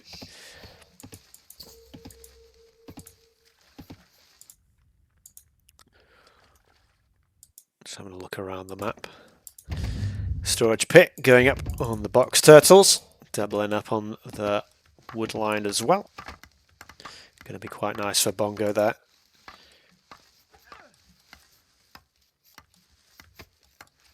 Is it always like this? Depends what you mean, Wattle. Like I said, sometimes, excuse me, the land can go to the edge of the map on Coastal, and I think in team games you can get separate islands as well. But again, I don't think you can get those spawns in 1v1 I'm not 100% sure. I've not seen that many games on Coastal, to be fair, on 1v1. The villager coming forward from Bongo. Like I said, Carthaginians can be the aggressors in the matchup. In fact, Yeti hasn't gone for anything on the water yet, so he's not actually using any of his Civs bonuses. I mean, yeah, they definitely have similarities, right? But yeah, I think on this one you can't block, but sometimes you can.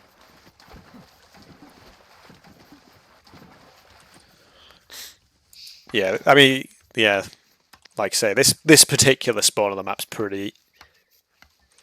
I don't think he can. I think it's too wide. I think it's a tile too wide. I think here you can dock there, but I think you need a wall behind it. I'm not exactly sure, but I think it's a tile too wide to block. Either way, it looks like okay. Sorry, I got distracted by the other villager, but the forward villager here now, and yeah, everybody spots. Well, okay, well that's gone completely. Not how Bongo would want that to go. Villager forward from Yeti, though.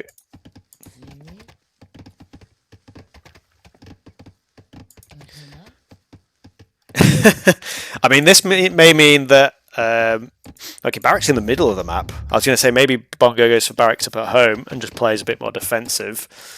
But I really don't like this, because then it's like... Your barracks isn't good aggressively or defensively. It's just kind of in the middle of nowhere. This villager is surely going to get down. I mean, it's causing quite a good amount of idle villager time. I think, yeah, you should actually pull one of these villagers away. You should only really chase with the one villager there. And a barracks going up here at the back for Yeti. But he is also quite a bit off the mark as well. Second barracks. But it seems like he thinks his opponent's in this area here. Excuse me as I have a little hiccup. And now we're going to see another barracks going down. So, yeah, both players, yeah, a little bit off the mark. And again, no one's not really utilising any of their bonuses here. So, Miniyeti playing a completely generic Civ, essentially, at this point. When Karth's... obviously, it's just the extra starting resources that don't really have any bonuses in the tool age. But theoretically, well, you can see he's already got 2 villagers ahead. Theoretically, you should just have the stronger start. And that villager probably going to get taken down by the crocodile. Don't think we're going to see the double crocodile KO like we did. Actually, didn't really get the snaps in earlier there. Yeah, well, why bother going in the water when you can just go off the land? Villager... Oh, well, I thought he was going to trap with the house there, but didn't quite get it in. Needleworking is in. Axe not going to quite get too much done. There was one villager kill either side. Okay, the villager went down there. So a handful of axes are in for Bongo, though. And when there's 3 axes, that's when things do start getting a little bit iffy. Bongo building a tower right on his TC to defend. Tower trying to go up basically the same. But the axes now being followed up. Another villager, I think, got taken out there. And I think Bongo just has enough units forward to make this stick. The tower isn't going to go up. Villager's going to be forced idle. And there is a counter-attack from Miniyeti. But I think Bongo's done enough damage already. 13 vills. That's only 2 villagers left outside, and I think that's one of them is the forward villager. I'm not sure what the other one is. Basically, all of Miniyeti's eco idle, trying to just rush up the tower. He's going to lose villagers for this, though, for sure. Okay, somehow he didn't. I'm amazed. And now it's... Oh, man, it's just the full-on tool age. Oh, Bongo's going to lose like all of his units to this tower. So, I mean, yeah, he might be able to get himself set up again here. For some reason, Bongo's being stubborn. He's trying to force the game out. I guess he's a little bit panicked in the situation. Bo's going to take out the axe there. Both players kind of just, yeah, suiciding under towers. Bongo still has the villager lead. And now the tower goes down. And, yeah, I didn't see a GG, but it was Yeti calling the GG there. But yeah, the Minoans not doing anything. Not doing anything for Bongo, for Yeti there. He said he never got himself from the water, and it was just the Carthaginian stronger start playing out. Both players, I mean, Bongo's initial villager got denied, but still managed to get that second barracks forward. And again, Yeti's forward was a little bit out of position, and Bongo did manage to get that panic tower up in time to sort of defend the position, whereas Yeti, kind of his went up a bit too late. I think I was a little bit further forward than that yet. Started trying to get the tower down when there was already a good handful of units in his face. I think I might actually have got a little skip. Yeah, trying to go back up at this point, but there's another wave. It's 5 axes and a bowman. Force all the villagers to jump back in the TC, whereas the tower at home for Bongo did go up to defend. And a very, very chaotic game once again. And Bongo, like I said, just extra little resources from Karth, letting him push his nose over the finish line before his opponent. Had 13 mils idle of his 15 mils he had. And yeah, Bongo's eco are just safe at the back here. Miniyeti never found that. So 3-2 to Bongo. And despite starting a game behind, he now takes the lead for the first time in the series. I did say at the start of the series that I slightly favoured Bongo's civilizations. I think he definitely had the civ advantage in that match. And I think, again, I mean, like I said on the Oasis map, sometimes the Persians can do well on Oasis, but against Yamato it is quite tough. So, what was that? We saw Coastal. In fact, should Miniyeti have picked Continental instead of Coastal? Maybe do you spawn further away from each other in Coastal? And maybe thought he'd have a better chance playing Minoans on Coastal than against Karth than on Continental. Not exactly sure of the thought process, but yeah, the Minoans losing out there to the Carthaginians. And I mean, Miniyeti still has Lac Viat, Bongo still has Shang. So yeah, Miniyeti still has options.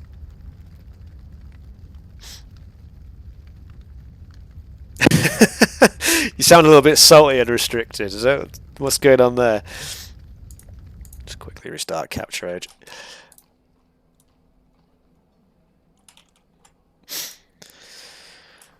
Yeah, so the remaining maps, Miniyeti only has Continental left of his own maps. Inside Out and Sahara are also left. I think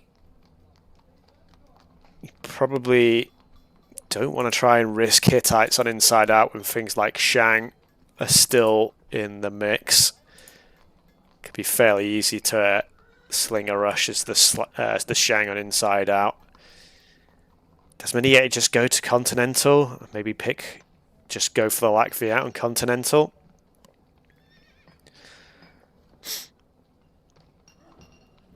I'm not sure. Okay, we have actually launched the game. I've been yammering on too much.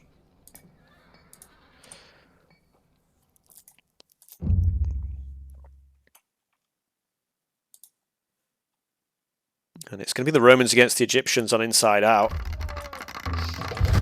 Is going to be the play. So we do go to Inside Out. And Miniyeti going to try and get something done in the early game. It's interesting. I mean, like I said, we're not going to use all the civs in the draft. So he doesn't have to use the Hittites. I was just sort of thinking Where did the Hittites get used? I think I might double up the speed a bit because I unfortunately was a little bit behind. Looks like we have caught up actually. And both the players quite close spawn. I mean, obviously it's normally pretty close, but usually you see the spawns mostly opposite from each other as opposed to sort of like kind of side by side. And Bongo just going with the very strong Egyptians on this map. Obviously they're not as good as the Romans in the early phases of the game, but if you can get to that Bronze Age, they're basically the best civ in the game. Very hard to deal with the Egyptians, with their very strong priests as well as very strong chariots. Just a good answer to everything really. And they even have the camels if they feel the need to go for that unit as well. Not very often seen unit from the Egyptians, but it is an option they do have. And in fact, they even get the composite bowman as well, but nobody ever makes that because why would you when you've got the Egyptian chariot archer as an option? Storage pit just going up in the top here for Miniyeti. But I imagine Yeti's probably gonna go for some sort of Tool Age all-in play. And Egyptians are actually one of the better civs for trying to defend that all-in play out of the sort of Bronze Age civs. Hittites struggle a bit just because they don't get the slinger themselves, so that it can cause a little bit of issues for them there.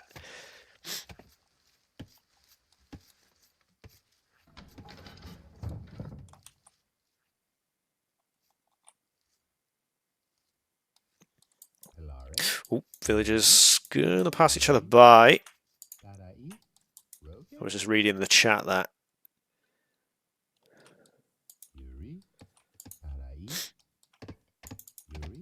But yeah, both players going up on 20 pop. So it's actually not like an all-in rush from Miniyeti. And Bongo not going greedy either. I think Bongo potentially was only just trying to scout the forward. I don't know if he was actually going for a forward of his own. Finds the artifact now. I think he will now spot. Maybe not actually. Oh no. Okay. Slight turn. Ooh. Oh! One tile off. Okay, maybe he is going for a forward then. Oh no, Barracks is at home. Yeah, like I said, I think it did look to me like he was just trying to scout the forward, but somehow he's now okay. Looks like he saw the foundation now. I think he thinks this is the first barracks though. He's going to find out now that that's not the case, and that villager is going to go down. So it's a little bit unlucky for Bongo that he missed that barracks by literally one tile. He is already in the Tool Age and just going for archery range though. And this archery range may get denied. Okay, quick house block. Clubber gonna try and chase around. Archery range does get denied though. And yeah, he's not actually making... Oh, he's housed. There we go, house being rushed up at the end there. But he's not making any more units. He's became adding in villagers. He's only stopped on the two axes. He's trying to get slingers now. So this isn't the most all-ins of all-ins I've ever seen. So I think this is actually going to be fairly easy for Bongo to push away. Stone Money is coming in, but there's already a couple of slingers for Bongo. And Market's coming up. And I mean, the Roman bonus does actually apply to farms as well. So they do get slightly cheaper farms, but obviously not as cheap as the Egyptians do. But it looks like, for the time being, the game has somewhat stabilised. Though that said, Miniyeti is still very much committing to the Tool Age. He's got 3 barracks pumping slingers. Is he going to start collecting extra stone, or is he just going to use up... Oh, he's got no villagers on food. He's okay, he's setting up the granary now. But Bongo has a much better eco setup for the time being. And sort of equivalent army. There's no stone mining in for those slingers. And I think, it's a little bit hard to tell, but I think Miniyeti has a slight hill advantage. Maybe that's flat here at the top. I'm just trying to, with a wall in the middle of it, it kind of makes it a little bit confusing to see. Stone manning is being added in now, and another barracks being put down. So, I mean, yeah, he definitely has the edge in terms of the military for the time being, but Bongo being eking ahead on the eco side of things. Needs to make sure it doesn't take too much extra damage. Now stone mining is in. There's a lot of extra units though for Miniyeti. Gate I should say, coming very close to, I mean, Bongo's losing quite a few units here. I guess he's trying to make space for these villagers to wall up. Walls, there is actually closed off here. It doesn't need to wall this section. It's going to wall behind the buildings. The slingers though make fairly short work of defences when they're in this quantity though. And Bongo's definitely not going to have time to even think about going to Bronze Age here, so he definitely needs to start making military units. He doesn't have any food. All the food he had in the side his base running out. He's got himself on the berries. Unfortunately, that village is a little bit trapped between the two there. He's trying to set up his farms, only just adding a slinger into the queue now. So Miniyeti, actually, in the second phase of the Tool Age, has done a much better job getting that eco sorted out. I said Bongo had a bit of advantage, but that has just completely flipped the other way now. And Miniyeti bashing away at the door.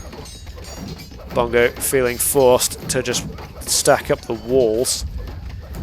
And a few of these units are quite damaged, but that said, it's still nearly a 2-to-1 military ratio here. Like I said, Bongo just trying to set up the farm eco. I think maybe he just had his economy slightly misbalanced.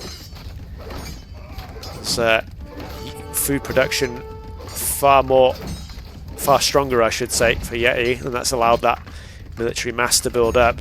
Quick barracks goes up to just block off those units again. This thing is getting a few pot shots in.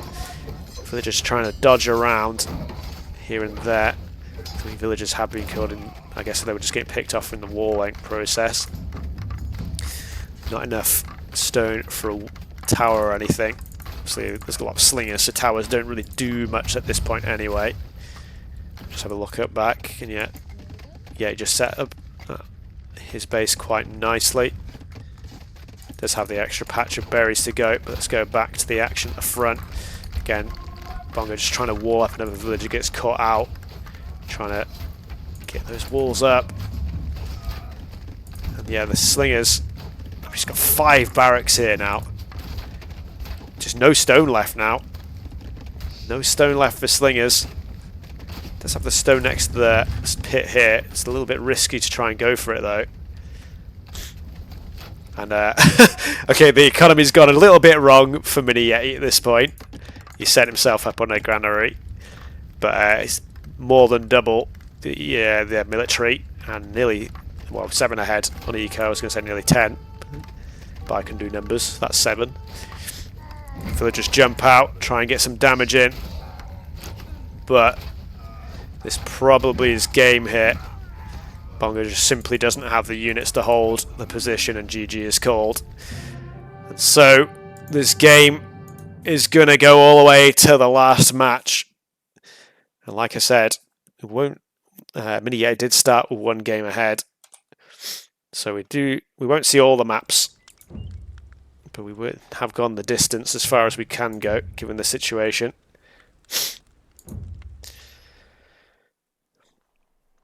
Yeah, well, I think potentially if that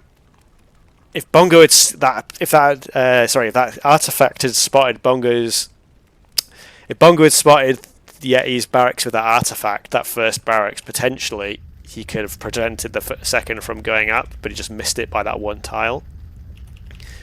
Sorry, I was getting a little bit tangled up in my brain there. But yeah, Yeti, even though his forward wasn't the quickest, Bongo kind of just accepted the Tool Age game, opted into it, Didn't try to get up to Bronze Age. And then was a little bit slow sorting out his food eco. Like I said, he was ahead about 2 or 3 villages at one point. Had a decent edge. But then, yeah, just some of the berries ran out, and then the food eco took a while to get set up again and organised. Egyptians losing to the Romans there. So we got Latvia and Shang left to the last. And we've either got Sahara or Continental as the final map. It is Miniyeti's choice here. Oh, no, sorry, it's Bongo's choice. So, would he just take it to Sahara? He did choose the map. I feel like it's got to be Latvia and Shang, though. I feel like it'd be absolute insanity to pick any of the other 4 civs in this position. Just going to close that off.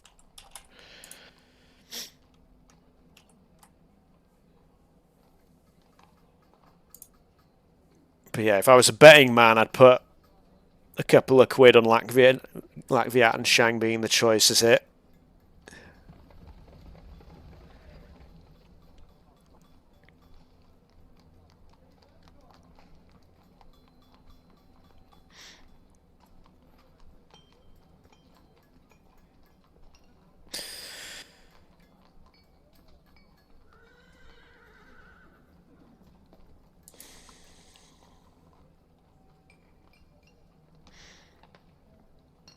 Yep, so getting ourselves into the final game. Lobby's just setting up.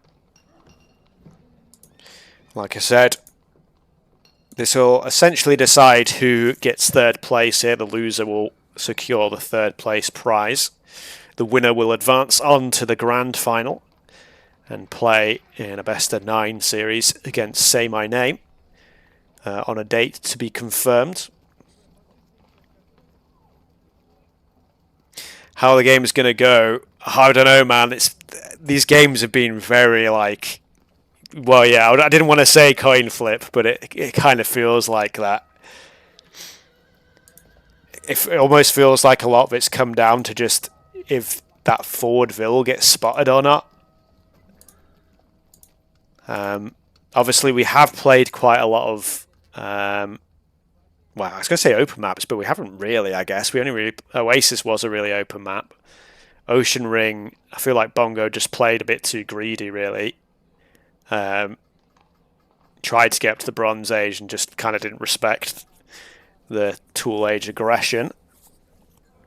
Coastal game, like I said, just Miniyeti just never got himself onto the water as the Minoans. So, like I said, he was basically just playing a completely generic civilization. And... Highland game as well. I mean, Bongo did have the advantage of playing the Latvia against the Mace there.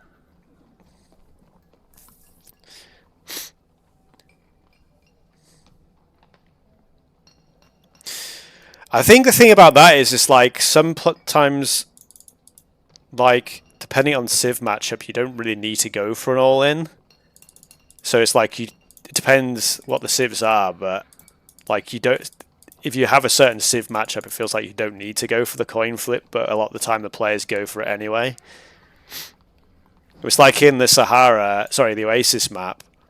I don't know if Bongo intentionally played at home, but like as the Yamato there, you don't need to be the one to go aggressive right at the start. It's the Persians that have to go aggressive in that matchup.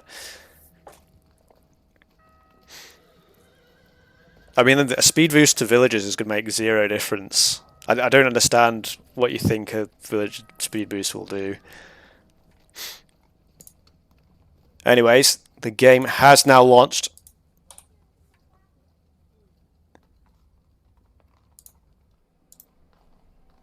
Like, all that speed boost is going to do is keep the villagers alive a bit longer. They're still going to be idle.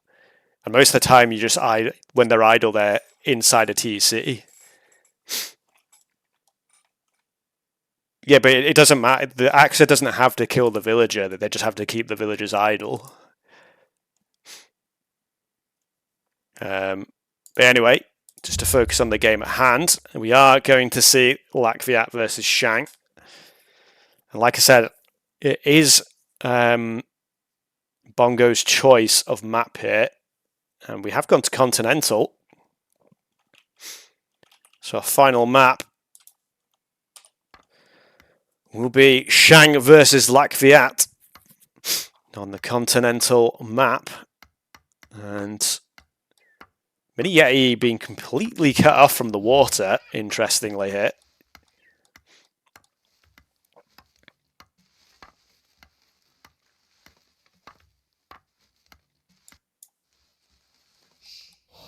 And in fact, neither player going for the sort of... Wait, what is... Why did Bongo just like not build a granary there?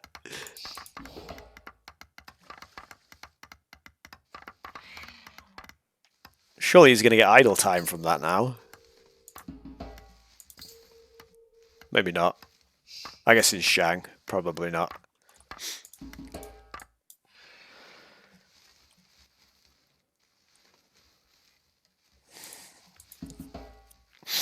I mean, I did personally vote to not change it down to 34 vils. I just want that to be known.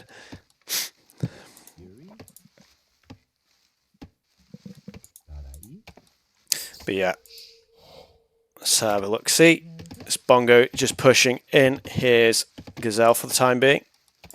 Whereas Miniyeti is going for his elephant. Where is the... Oh yeah, the Gazelle are over here. But yeah, Miniyeti has a very unusually like closed in map, which is very unusual in Continental. I feel like this sort of base that Bongo has here is a lot more standard. Well, actually, that said, I think Bongo's is actually particularly wide open, whereas Yeti's is particularly closed. So maybe Miniyeti has a position. Well, I mean, he's playing Lakviat though, so you would expect him to go aggro, but he does have a position that you could play defensively from. I think against the Shang, you don't really want to wait around.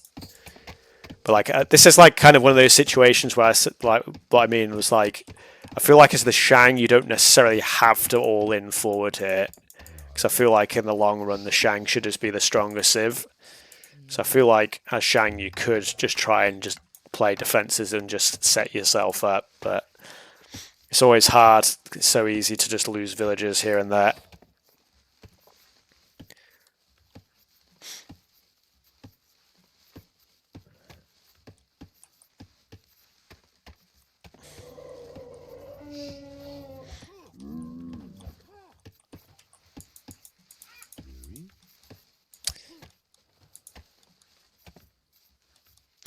Yeah, the farm transition is quite a difficult one.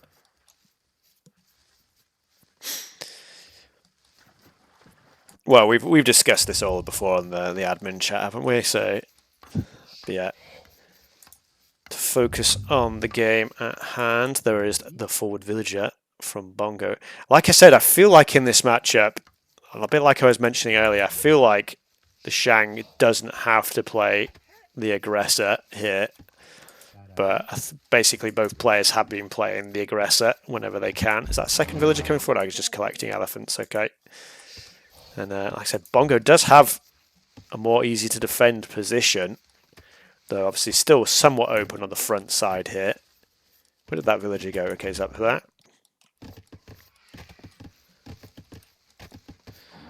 Yeah, it's a little bit away from the stone, but it's like not... That's near enough for like slinger production, right? It's not a bad one. You only need like one, maybe two vills at most for slinger stone. Storage pit for Bongo going up on the waterline. Neither player going for dock just yet. Barracks is going to go as part of the wall. And Bongo did get the artifact capped away from him. I think he knows he's, well, yeah, from the golds, I guess, that he's more or less in the right position. Hasn't actually, yeah, I think that house hadn't been built when he first scouted that. But yeah, clubbers are going to come out for Yeti earlier. And like I said, I guess just from Yeti looking at his map, maybe he just wants to try and play a bit more safe and secure. Though, again, this front of his base is reasonably open. Maybe he could research. He's going archery range straight away. Clubber's going to spot the forward barracks. And that's going to delay the barracks a little bit, but that clubber is going to go down. Villager stays alive. Sentry tower did go in for Bongo, so maybe just builds a defensive tower at some point. Battle axe and the leather armor coming in. But here we go, the walls, and there we go. Miniyeti is completely defended now. That said, in terms of food eco, all he has left is that one elephant and 15 food on that fruit bush. And he doesn't have any access to water now. Like I said, he's kind of locked in. And a couple of bows being made in defense. But like I say though, I feel like in the long run, Shang is the more powerful civ. Obviously, Latvia can keep that unit production matched up pretty well, but just the cheaper villagers, like I said, the berries running out now, and Miniyeti kind of, okay, does have a loose villager that maybe can build a dock somewhere. Like a dock here would actually be quite nice.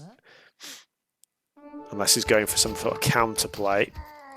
Market going up now though. And stone mining coming in as well, just to try and hold the position. But yeah, it's kind of funny, Miniyeti playing defensive, but he's actually got the larger army here. 4 military buildings went down forward for Bongo. And he's just getting the military production in now. And it is a dock being built up here.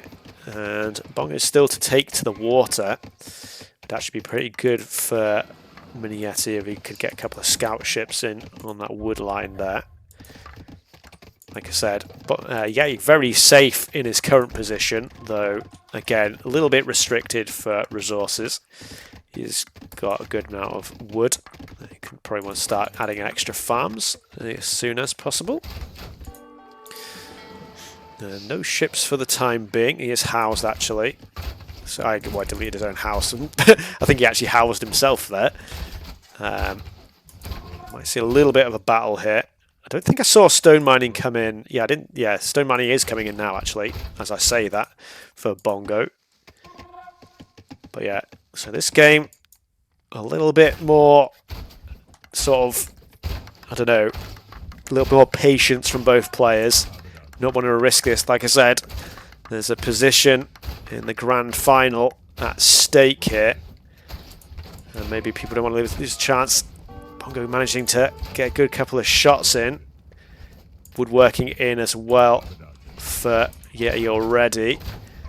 Just going to micro the bows and just let the slingers do their thing. I think Bongo just has the greater number of units now though. And scout ship is coming out now. That could maybe, like I said, disrupt the wood line. Bongo has close to 120 wood though, so he can just move the wood line and build a new storage pit at this point if he notices. Let's have a quick look. Villagers. Not, there we go. Okay, Bongo realised now he might lose this one villager though. Yeah, that is one down. And meantime, in comes Bongo. Yeah, I don't think he has the military units to hold this. He's going to try and run with the villagers, maybe. But reinforcements are coming. And this might just be game. Bongo just heavily committing to the military. Just like I said, I don't think Yeti. He's garrisoned all his wills inside. I think his wills need to run. I think he just needed to delete a wall and run. He's trying to close in with the vills. This is do or die. A whole bunch of villagers going down. I don't know if what happens. He's just not engaging with the vills. And all the... Oh my god, I'm just kind of speechless. So much damage done by Bongo. The villagers kind of tried to be forced to engage. It looked like, yeah, he got distracted by something else there. And now it's just, like I said, he ward himself in, but that, like I said, didn't have many resources available to himself inside. Now he's got a few fishing boats, but he's just never going to be able to contest this unit, military units. That village is going to go bye-bye. And yeah, again, just Bongo. I mean, again, his eco's a little bit mismanaged, but huge edge in the military front. And I think, despite starting the series at a 1-0 deficit, as a penalty for not arriving to the originally scheduled match, it looks like Bongo is on the verge of taking himself to the grand final. Miniyeti just, like I said, kind of went for a Hail Mary with the villagers there. I don't know exactly why the villagers just stopped moving. Didn't get the engage and just lost. Yeah, you can see, well, 10, I think, I guess, a villager died to an elephant. Or, in fact, both players, mismatch for the numbers there. But yeah, either way, 10 kills from Bongo onto the eco. 11 villagers forced idle again. Bongo isn't on the water, I've seen still. So, I guess Miniyeti is just holding himself in the game with these fishing boats. But yeah, these villagers have just been inside this TC for God knows how long at this point.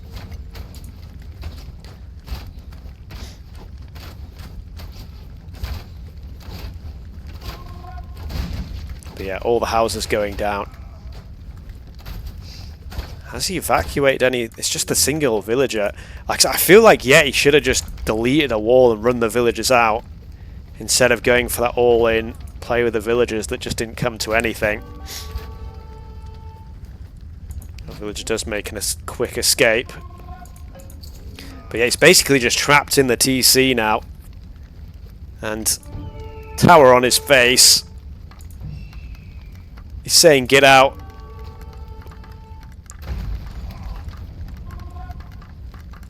Tower on his face. This is my grand final to advance on to, says Bongo. Like I said, fishing boats are working away, but all these villagers are going to go to the damn hell. Another watchtower. Some semblance of a force here, but simply not enough to match up. Like I said, villagers have just been in here for like 6 in-game minutes at least. There's another tower coming down. This feels a little bit BM at this point. And the villagers try to go for a run, having to run the gauntlet through the towers. 2 go down, 3 go down. Is there a gap in the trees there? Wait, there's been a gap in the trees this entire time.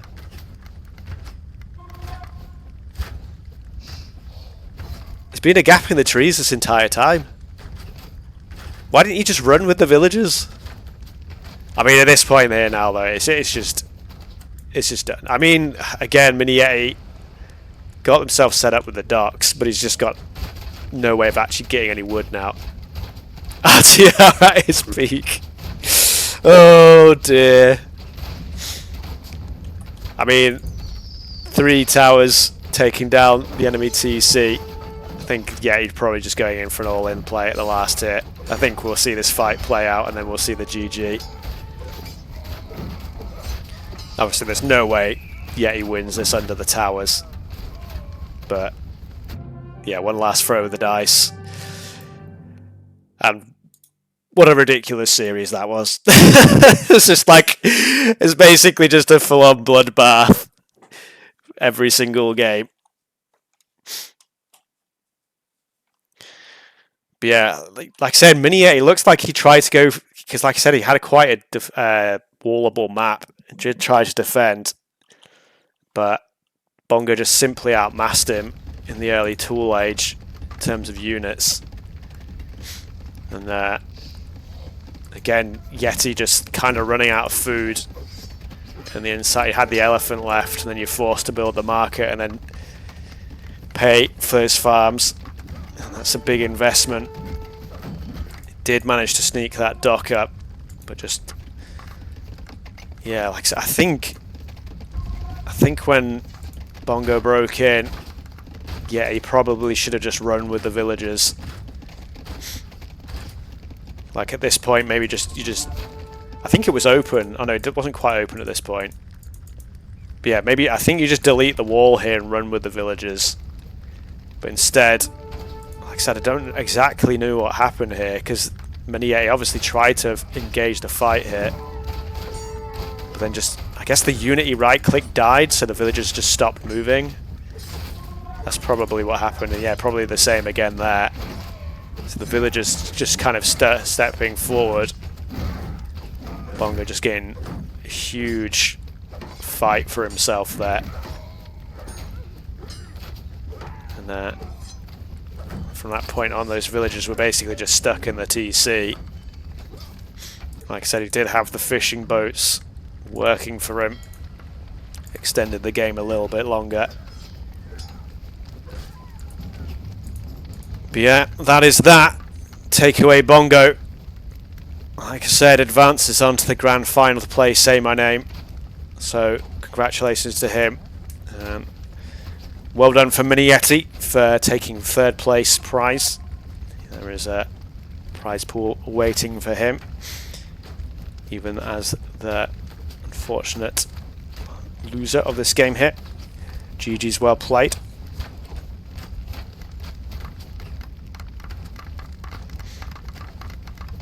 But yeah, it's just very tough in the tool age.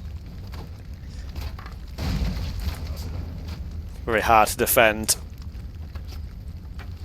even with walls. Slingers, very powerful unit to break through defensive positions.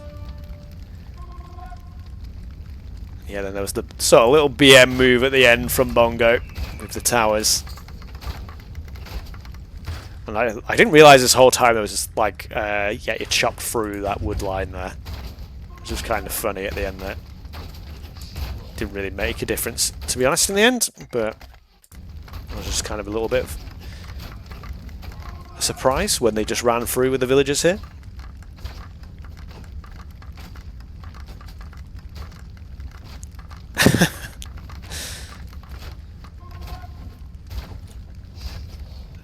He's going to try and granary the farms and take it. Ay, ay, ay. A little bit of BM at the end, but yeah, Bongo obviously had pretty much won this game after that little fight around this position here. Sorry, this one here. Just very far ahead on the eco. GG's, GG's, GG's. So, yeah, I'm just having a look in the chat because I know everyone's popping off. Let's have a look. What did I miss?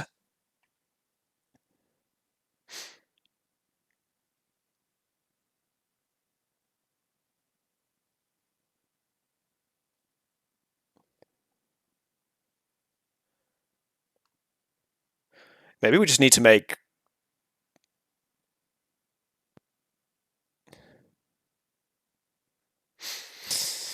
Maybe we just need to make farms cheaper. Maybe farms just need to be less expensive. Maybe that's the... Because, like, the most difficult thing is just the eco transition, right?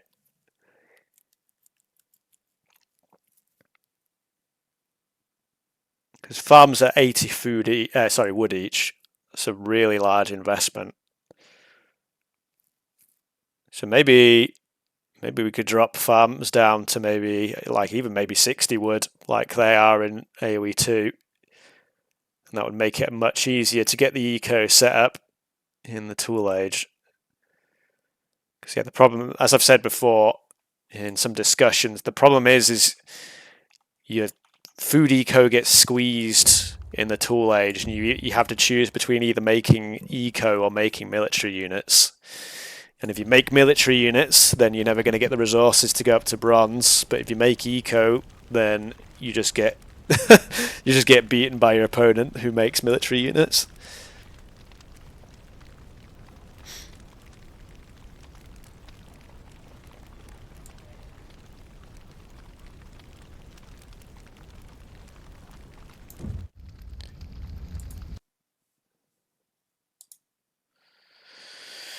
Well, it's quite interesting because, yeah, like I said, Miniyeti did beat Say My Name in the Centurion Division game that we watched earlier in the week, but then Bongo's beaten Miniyeti, and I think yeah, Bongo hasn't played Say My Name yet, right? I don't think so. Let me just check the bracket.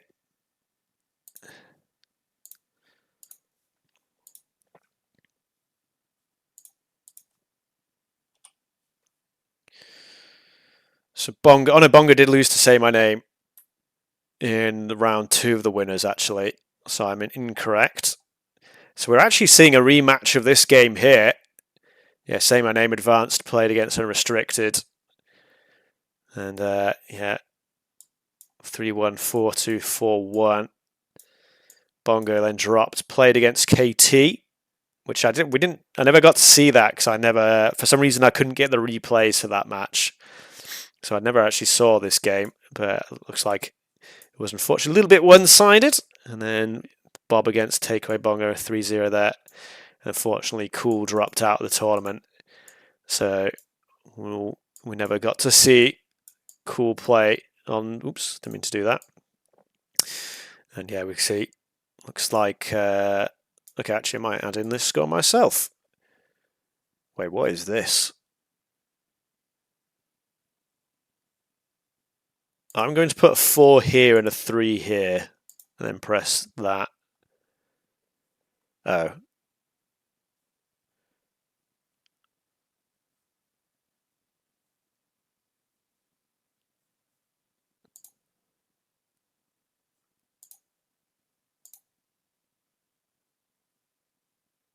Carver, help!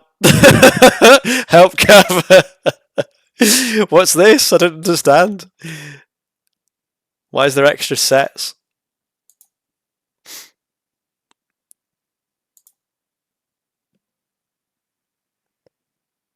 I guess.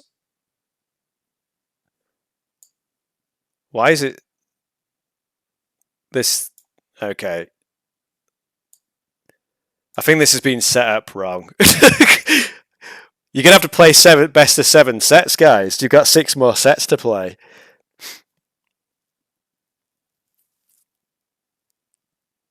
If I do that though, it's only put it as 1-0. I mean, I guess it doesn't matter because Bongo will advance, aren't? Yeah, I get. Why did it? Why did that work for that one though?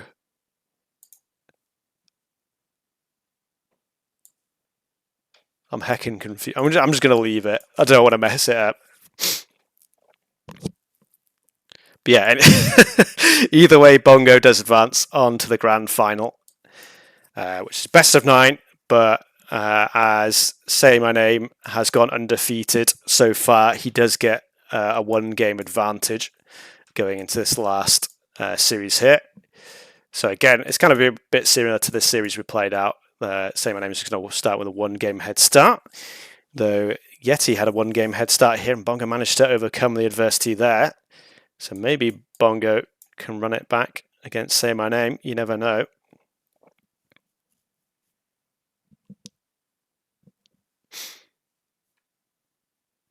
You fixed it. Okay, what did you do? What did you do?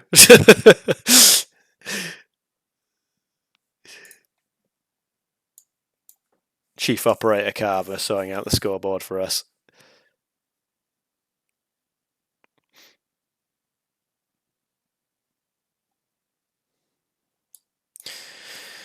I think, unfortunately, the problem's more fundamental than just a few patch tweaks, unit tweaks, I should say. But like we had quite a lengthy discussion on the admin Discord channel. The problem is like the more you try to solve the game, the more you're going to turn it into Age of Empires 2.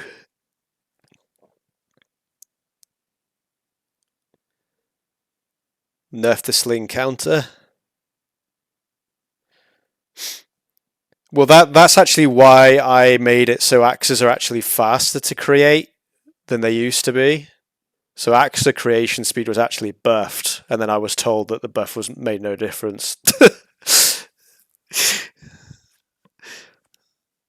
Because the clubman trains slower, but the axer actually trains quicker.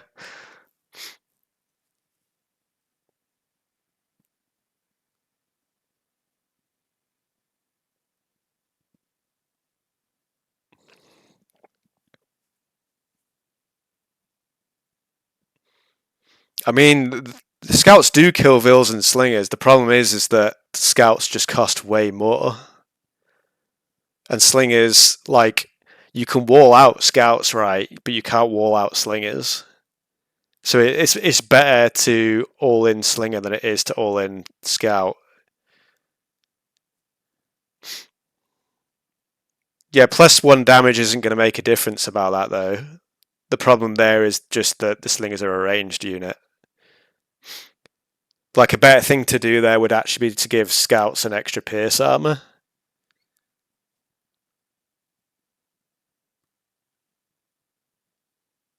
Like how they do in AOE2, they've got 2 pierce armor in AOE2.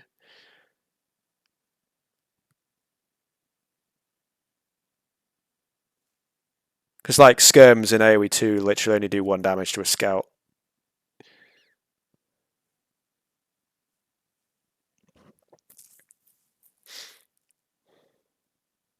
But then the problem is if you buff scouts too much, then scout rush just becomes the best rush, and it's still all in aggro. Like I said, the problem is more fundamental. The AOE 1's just skewed towards all in aggro being the better way to play. Just because of the way, like you've got instant access to the military upgrades as soon as you hit tool, and you have to build a market to even access any of the eco stuff.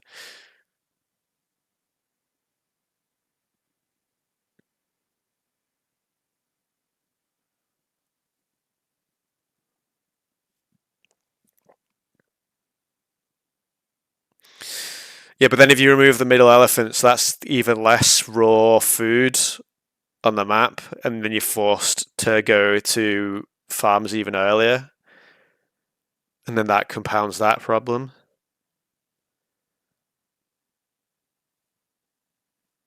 I feel like one of the best changes is just going to be to make farms cheaper, honestly, because it just means it's easier for that eco transition, and then you can keep villager and military production going.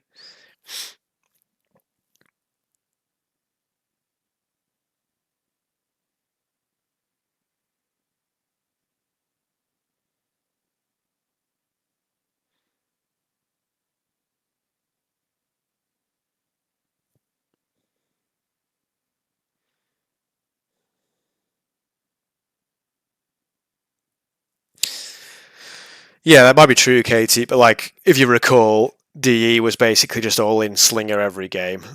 So like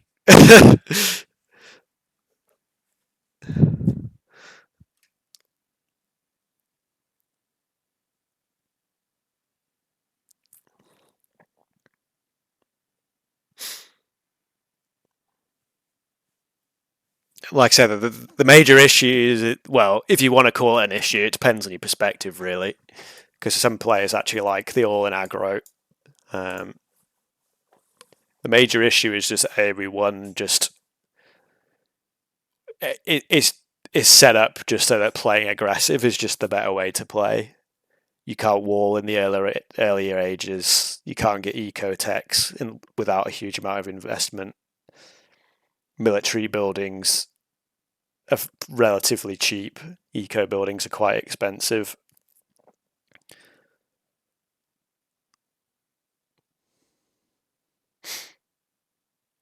there's like so many things that, like I say, it's interesting because a lot of AOE2 people complain that like even Arabia is too easy to just wall up and play defensive, and they argue about making the game more aggressive, and then it's just funny because everyone at AOE1's just like, the game's too aggressive. We want it to be more defensive. So there is some like middle ground, I guess. But yeah, I think just a few unit tweaks won't massively change the game. It just changes which unit's kind of the best unit to go for. At the moment, it's kind of like bow slinger. It's just the best combination. Just because the only unit that counters that's the scout, and the scout's too expensive to mass. And even if you do mass it, if there's just got a big enough mass of the ranged units, you can't really do anything.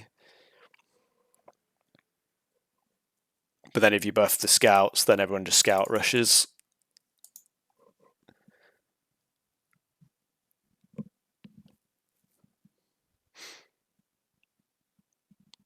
It's a difficult conundrum. Like I said, it's whether or not you want to keep the game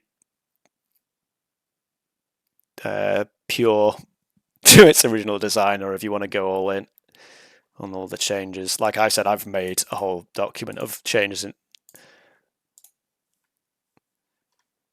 Where is it? Return of Rome changes. Here we go.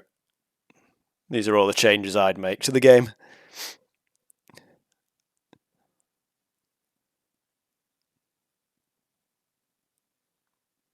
But I don't tell anyone about those because I don't want to upset anyone.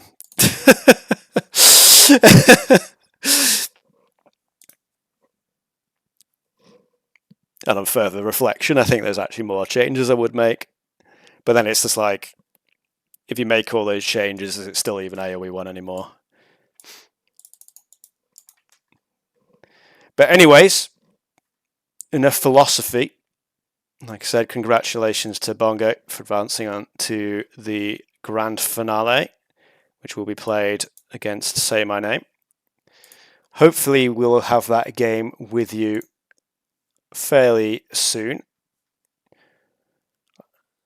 I've got a little bit of a sad feeling that Say My Name may ask to play earlier, sort of midday during the week, because he does tend to do that, which means I won't be able to cast the game live if that is the case. I will obviously be able to do replays. It's just obviously with Say My Name being in Vietnam, he's quite a few hours ahead of us, or me, I should say. I think it's like 7 hours they're ahead in Vietnam. But like I said, we'll have that game. Well, we'll tell you when it is, when it gets scheduled. We'll put that in the Clash main channel, just so everyone's aware when that's going on. Thank you again for joining me for the stream today and watching those wacky, wild games. And I'll have a quick look to see if anyone else is streaming. To hand you over, it looks like no one is at the moment. I'm going to mute that stream that's decided to be not muted. Is anyone going to stream any team games or anything like that? I don't know if everyone else is sort of a little bit tired out from playing the game at the moment.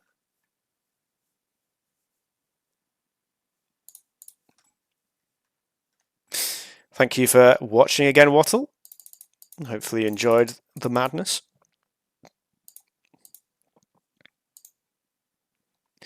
Yeah, it looks like no one else is streaming or anything at the moment. Let me just check if anyone's like setting up lobbies or anything.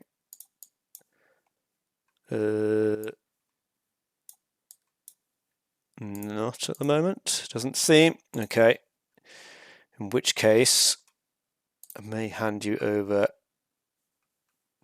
Where do we want to go? Maybe I can just find another small Age of Empires stream. Or maybe I send you over to our pal Doubt.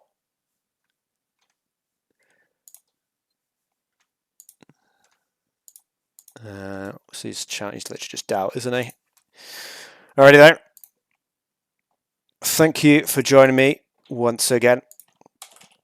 And like I said, we will try and keep you posted for when the next game, the finale, is sorted out. And I will see you then.